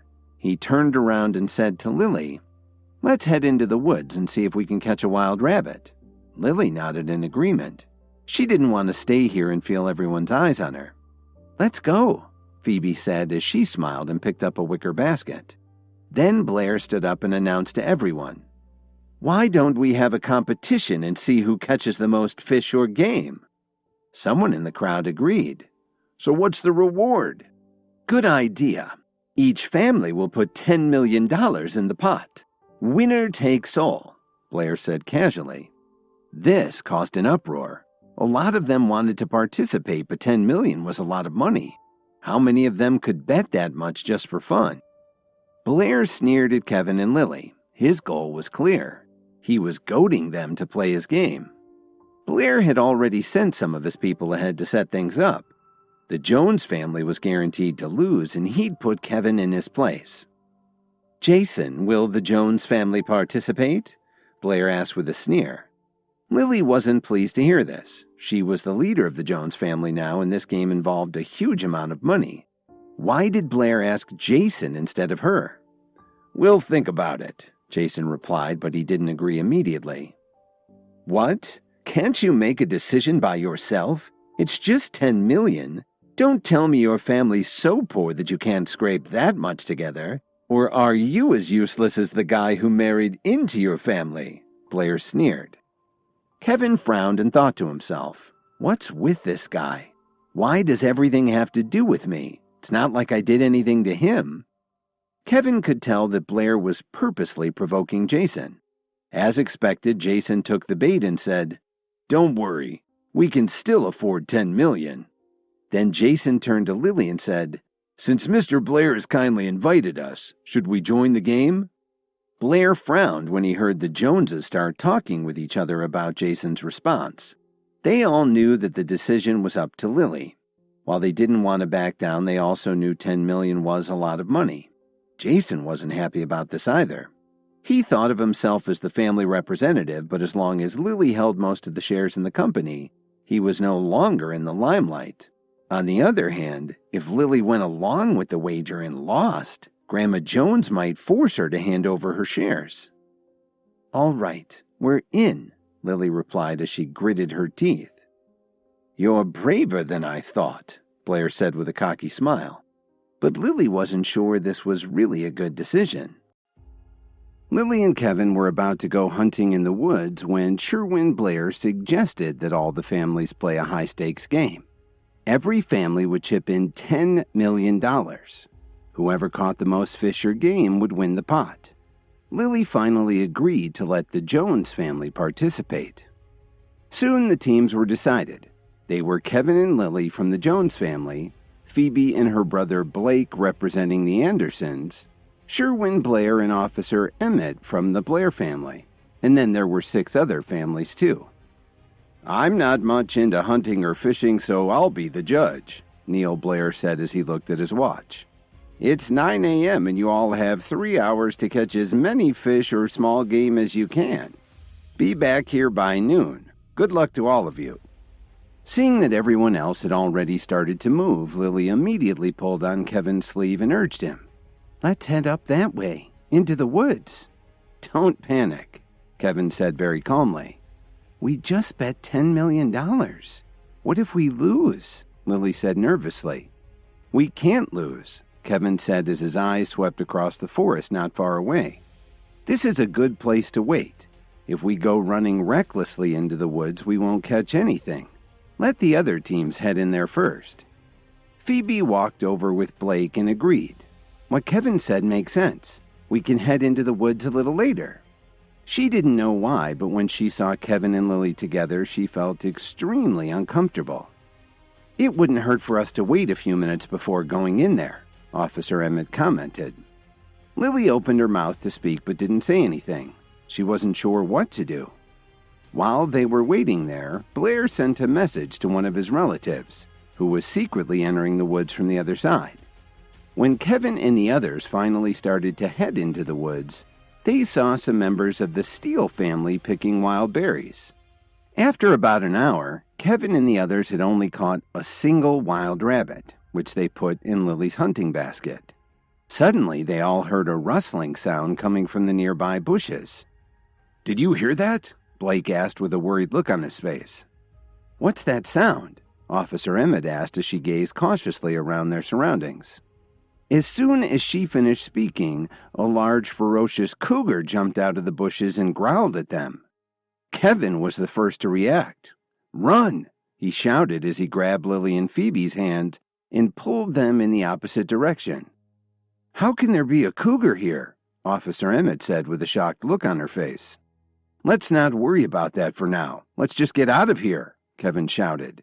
Their priority was to get to safety. They could answer her question later. Just then, Blair suddenly stopped and pulled a hunting knife out of his jacket. He shouted loudly, "You damn beast! Get the hell out of here!" "Sherwin!" Officer Emmett exclaimed. When everyone turned around, Blair was already standing face to face with the cougar. He waved his knife from side to side and slashed at the animal. The cougar yelped before it turned around and ran off into the woods. Kevin knew something wasn't right. He clearly noticed that the cougar was running on its hind legs. "I'm certain that was a man disguised as a cougar," Kevin thought to himself. By then, Blair had returned and was standing in front of Officer Emmett, saying proudly, "Kelly, don't be afraid. As long as I'm here, nothing can hurt you, not even a cougar." Officer Emmett melted when she heard this. She thought to herself, "I never realized Sherwin was so brave. Maybe I've been wrong about him." Lily turned around and looked at Kevin. How could Blair have been so brave standing up against a cougar while Kevin just wanted to run away? This was very upsetting for her. "Lily, what's wrong? Are you still frightened?" Kevin asked with concern. He could tell that Lily was worried about something. "It's nothing," Lily sighed softly. "Since there's a cougar running around in these woods, we really ought to head back to the camp where it's safer. We should also tell the others about it so they don't get hurt," Blake said cautiously. He was still a little afraid. "What is there to be afraid of? It's just a cougar. If it dares to come back, I'll kill it and we'll cook it on the spit for dinner," Blair said arrogantly. He figured that once they got back to camp, the news of him chasing away the cougar would immediately spread. They were all sure to see him differently now. Phoebe's face suddenly turned pale with fear. She raised her trembling hand and pointed behind them, saying, "Here comes another one." Everyone turned around and looked. They were almost scared to death. This cougar looked like it was almost twice the size of the first one, and it was less than 100 feet away from them. "Run!" Blake yelled as he turned around and started sprinting for the camp. "What's going on? I only have one guy dressed up like a cougar," Blair thought to himself. "Ouch!" Phoebe yelled as she suddenly fell to the ground. "What happened? Get up!" Kevin was worried this time because he was sure that this cougar was real. "I think I sprained my ankle," Phoebe said as she winced in pain. "Phoebe, we have to get out of here," Lily said in a panic. "Lily, run!" Kevin shouted as he picked Phoebe up and put her on his back. Just then, Blair shouted again, "Come on, you filthy beast!" Suddenly, he heard a voice shouting in the distance, "Sherwin, it's a real cougar! Run!" Hearing this, Sherwin Blair's face turned pale. He threw down his knife and sprinted out of the woods. As they all started to run, the cougar was triggered to see them as prey and started chasing after them. "Blair, I thought you weren't afraid," Officer Emmett asked as she was running toward the camp. "That's a real freaking cougar," Blair shouted. As he was running desperately to get away, he fell to the ground, but he didn't care about his injuries. He immediately got up from the ground and kept running through the brush. Blair ran for his life without showing any concern for his fiancée. Officer Emmett felt very helpless. Although she was a highly trained law enforcement officer with years of martial arts practice, she was completely freaked out by a wild cougar. "Kevin, just leave me behind and save yourself," Phoebe said in despair. "Bullshit. We all came in here together and we're all going to leave together. Do you think I'm going to let you face a wild animal alone?" Kevin said firmly. When Phoebe heard him say this, her eyes welled up with tears and she tightly hugged Kevin's shoulder. She had already decided that if she ever survived this catastrophe, she didn't care if Kevin was married or not. She had to be with this man, even though everyone in the Jones family said he was worthless trash. She was even willing to fight Lily for him. Phoebe didn't really care what anyone thought. Suddenly, Kevin stopped. He put Phoebe down and turned around to look at the fierce cougar that was running towards them. "Keep heading for the camp. It's that way," he shouted as he pointed through the trees. "Kevin, no," Phoebe shouted anxiously. "Go as fast as you can. I'll keep him here," Kevin yelled as he ran at the cougar without looking back. He picked up the knife that Blair had tossed on the ground and threw it at the cougar. "Come on," Kevin growled loudly. He pulled out his own hunting knife and slashed at the ferocious animal. Kevin looked like he was ready to take on 10 cougars at once. This was the last image Phoebe had of him as she limped as fast as she could toward the camp. The knife didn't hurt the beast, so Kevin picked up a rock and smashed it on the head. The cougar immediately let out what sounded more like a shriek than a roar. Without thinking about his own safety, Kevin ran towards the dense forest, away from the camp. The angry cougar quickly followed behind. Just as they reached a clearing, Kevin dropped to the ground and the cougar ran past him, smashing into a tree. Kevin immediately jumped up and leapt back into the dense forest. When Phoebe finally limped into the camp, Blake saw her and ran over to help her. "Phoebe, where's Kevin?" Lily asked anxiously when she realized that Kevin wasn't with her. Kevin, in order to save me, he lured the cougar away in the other direction," Phoebe said sadly. They all heard a wailing sound that echoed from one end of the woods to the other. "That sounds like the cougar got him," they all thought. Some of the Joneses were happy to finally be rid of him. At least Phoebe had made it back. They had no sympathy for Kevin at all. No, Kevin can't die," Lily sobbed as she kept shaking her head no, unable to hold back her tears. "Kevin!" Officer Emmett's eyes were starting to tear up too. Was Kevin still alive? After Blair tried to scare everyone with someone dressed in a fairly convincing cougar costume so he could chase it away and look like a hero, a real one showed up. Kevin risked himself to lure it in another direction so everybody could get back safely to the campsite. "Which one of you is willing to follow me back into the woods to find Kevin?" Lily shouted desperately. But nobody replied. Lily sat down on the ground and started to cry loudly. It looked hopeless. Just then they heard several more shrieks coming from the mountain, but it didn't sound like it was just the cougar. Half an hour later, Officer Emmett helped Lily get up from the ground. I'll go with you into the woods. Even if it's too late for Kevin, we can't leave him behind. Kelly, are you kidding? Blair said to her. There are cougars out there. He reached out to try to stop her. I'm a police officer. Kevin just did what I should have done, she replied sternly. Now get out of my way. Kelly, Blair said angrily. He couldn't believe that Officer Emmett would take such a big risk for such a useless person. I'll go too, Phoebe said as she walked up to Lily. She was still a little unstable because of her ankle, but her brother Blake was helping to support her. Kevin got into this because he was trying to save me. Phoebe, no, Blake said with a worried frown. Blake, Dad taught us to not let our friends down, Phoebe said stubbornly. Okay, I'll go with you too, Blake said resolutely as he gritted his teeth. What he didn't know was that at that very moment, Kevin was standing over a dead timber rattlesnake. You sneaky bastard, Kevin said angrily. He looked pretty miserable. Half of his body was covered in blood. While he was fighting with the cougar, it had clawed him a couple of times. Then, after he chased the cougar away, he sat on the ground to catch his breath. That's when a timber rattlesnake suddenly appeared by his feet. Normally, he would have just walked away since they don't usually bother with humans, but it had probably been riled by his fight with the cougar and felt threatened. Even though he was pretty exhausted, Kevin was still quick enough, thanks to the herbal medicine in his system, to grab the snake before it was able to sink its teeth into him. He cracked its spine just below the head like it was a chicken. About 10 minutes later, Lily, Officer Emmett, and Phoebe finally convinced more than a dozen people to go into the woods to look for Kevin. Their jaws dropped when they saw him walking towards them holding a 6-foot-long timber rattlesnake.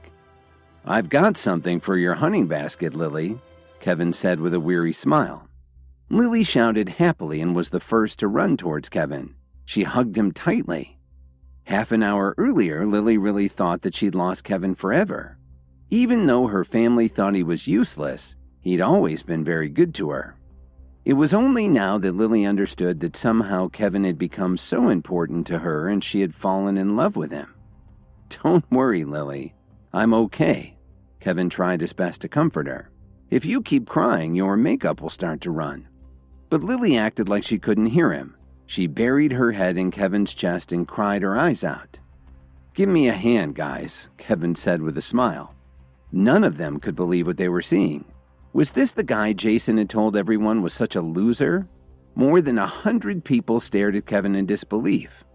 Now, Lily, if you keep crying, I'm going to start crying too, Kevin said gently as he tried to comfort her. Who's crying? Lily said as she stepped back and wiped the tears from her face. Kevin!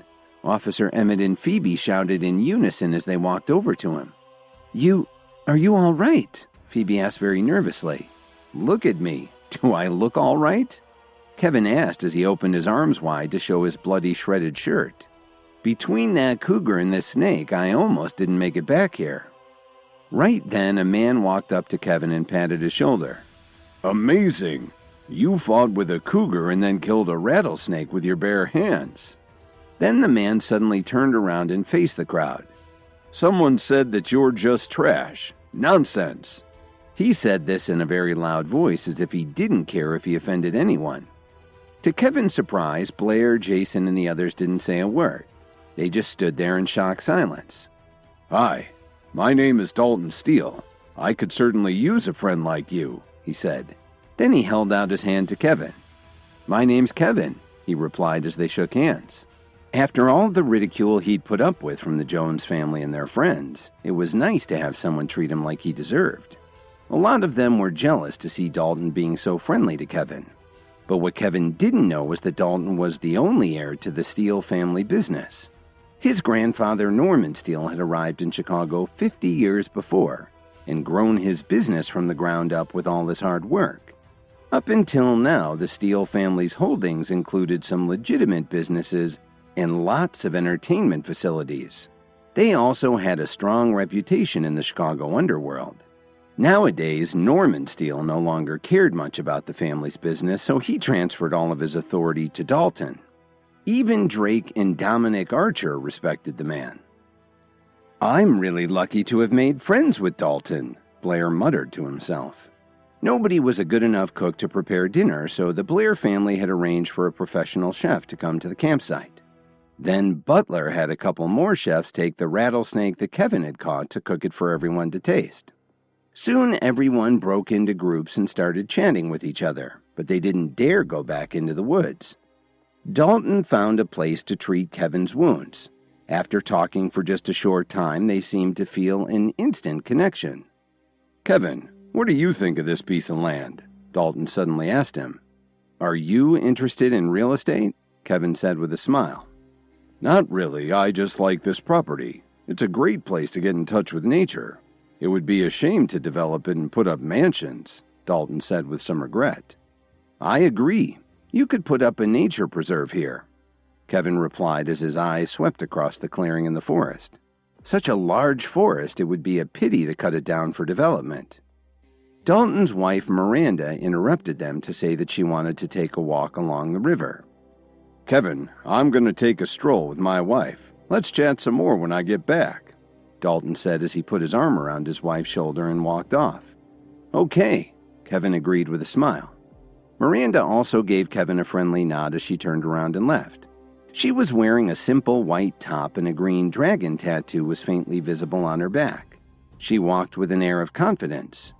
None of the men dared to look at Miranda Steele as she walked to the river with her husband. They didn't have the guts to risk getting Dalton mad. Officer Emmett and Phoebe followed Lily to Kevin's side. "Kevin, please tell us, how did you drive that ferocious cougar away?" Phoebe asked curiously.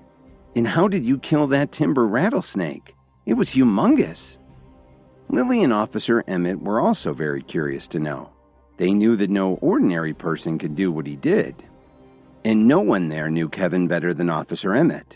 She knew that he'd gotten a lot stronger and more focused thanks to the herbal medicine he'd been experimenting with, but it still couldn't have been easy to fight both of those wild animals one after the other.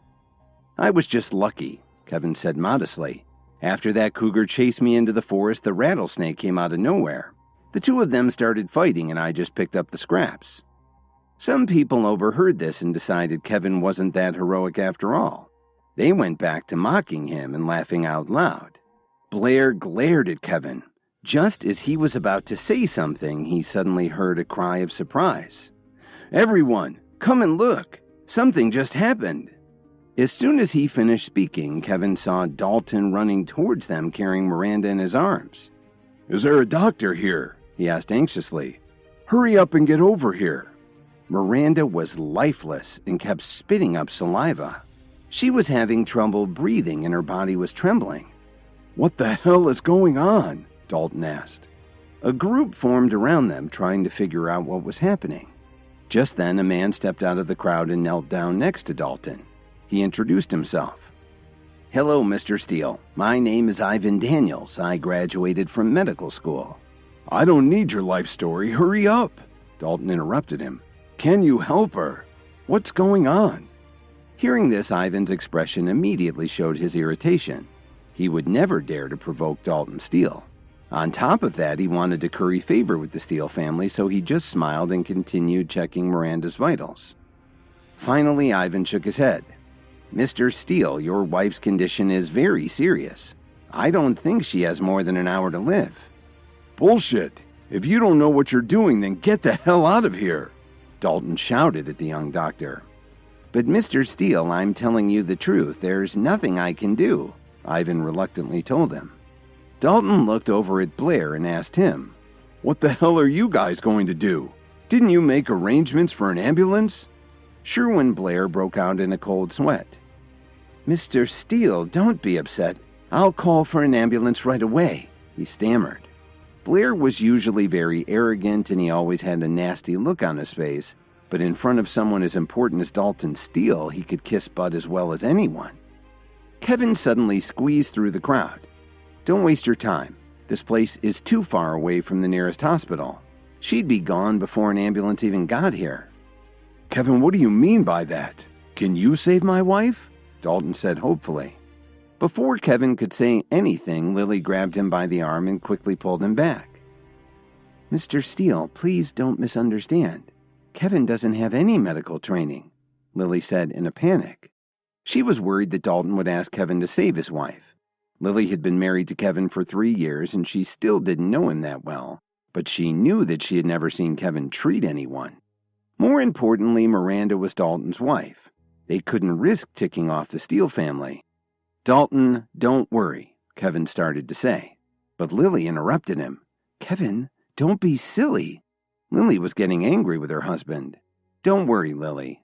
I know what I'm doing, Kevin said as he calmly patted her hand. Then Kevin walked over to the man and asked him, Dalton, tell me, did Miranda eat anything in the woods?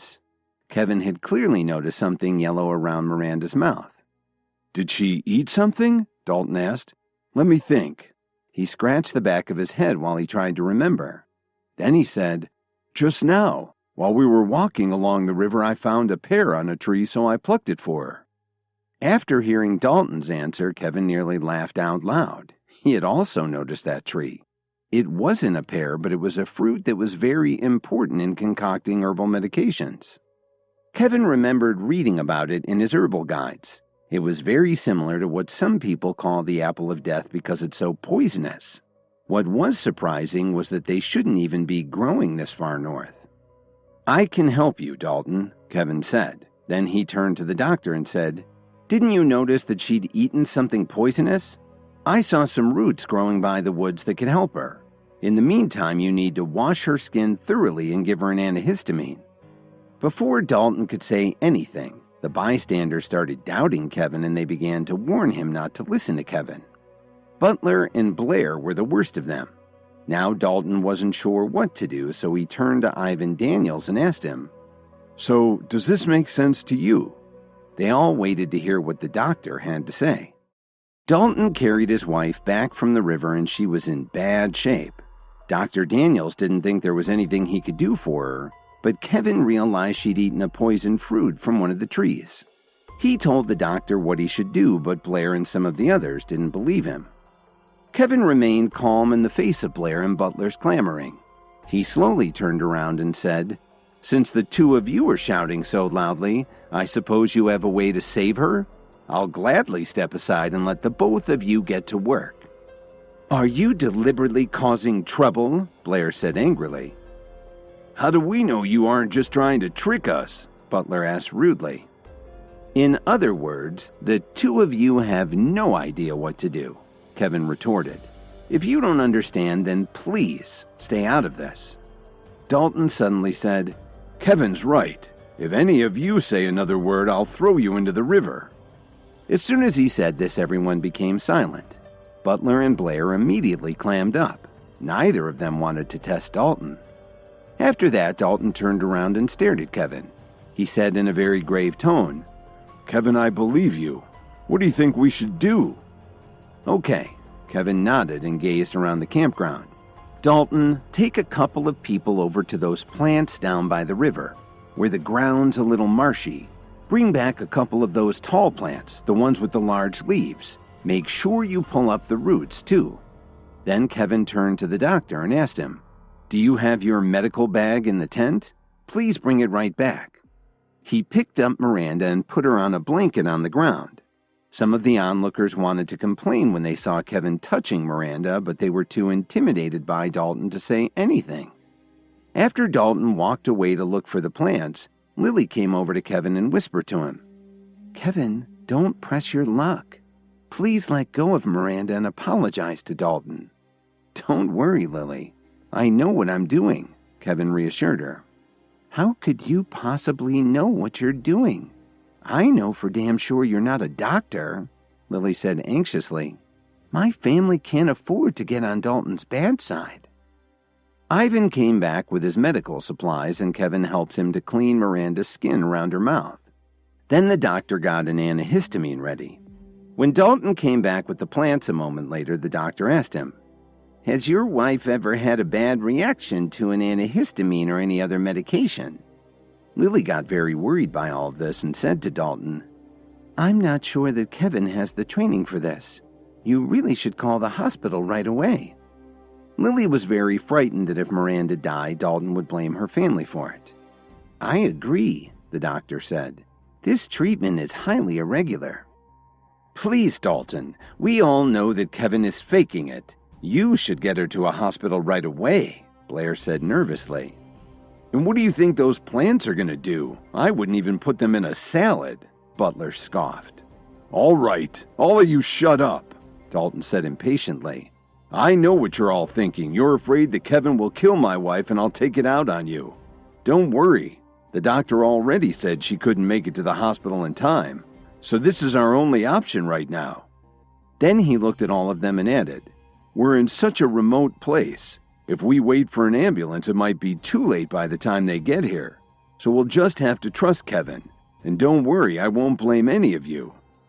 When he said this, they all heaved a sigh of relief. As long as Dalton wouldn't hold it against them, then Kevin could do whatever he wanted. Lily was stunned to hear this. Then she remembered how Phoebe had trusted Kevin in the antique shop, even though she still had doubts about her own husband.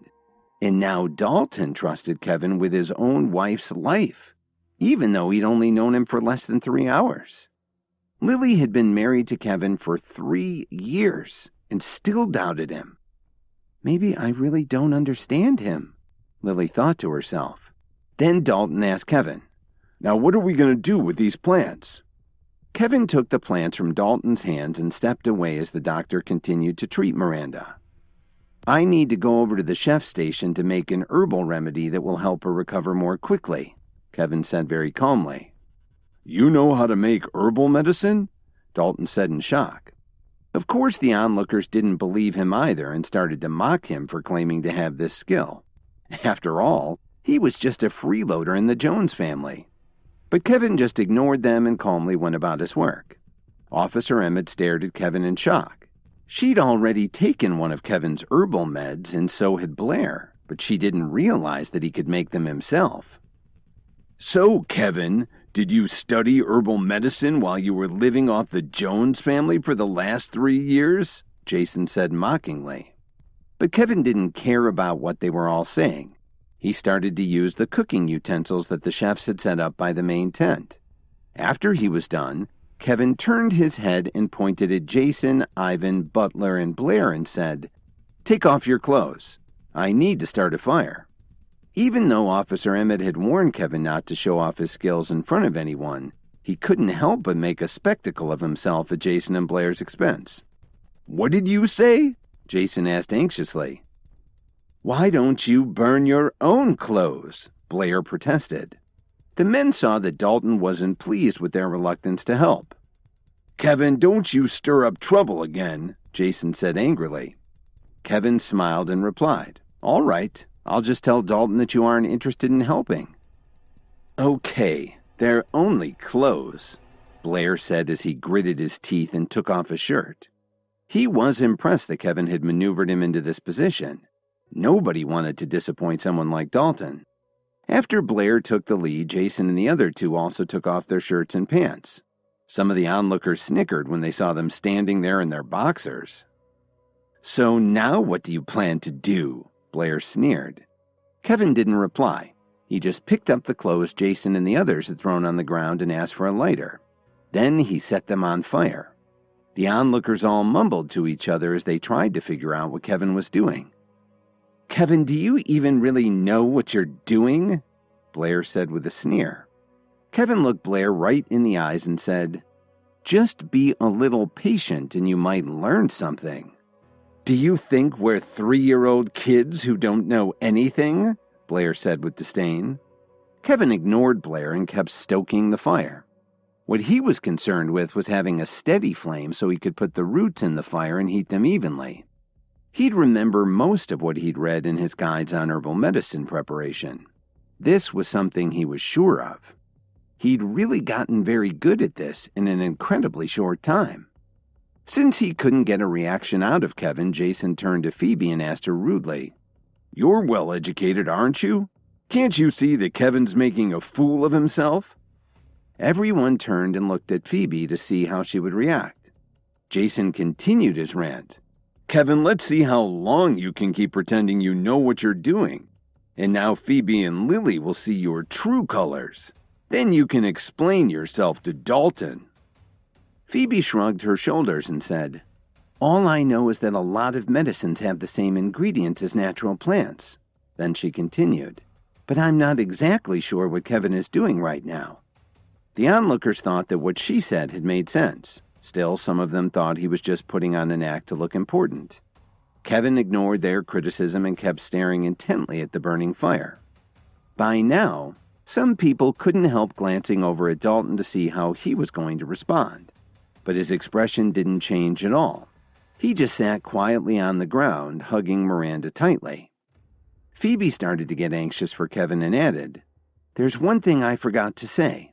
Some remedies have been passed down orally, so they can't be found in any books." Before she could finish speaking, Jason interrupted her. "Phoebe, you don't need to defend him."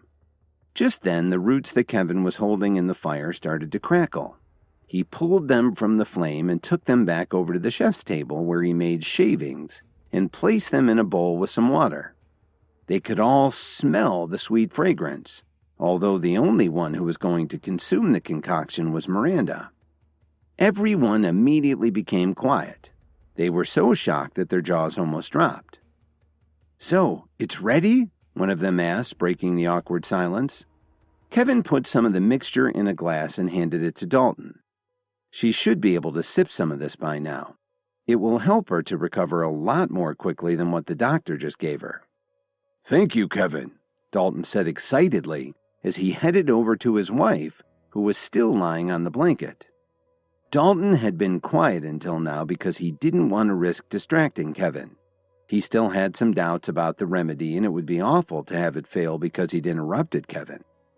Nobody could believe that Kevin had prepared something to help Miranda just from what was growing around the campsite. Lily stared at Kevin in amazement, and seeing that this might just work, she finally relaxed a little. But it still bothered her that she didn't know Kevin or trust him yet. Officer Emmett walked over to him and asked him in disbelief, "So you really know how to make herbal remedies? Then you actually made that pill that you gave me?" Kevin didn't answer her right away. He just shrugged his shoulders and walked over to see how Miranda was doing. Everyone was watching anxiously, wondering when she would show some signs that the cure was working.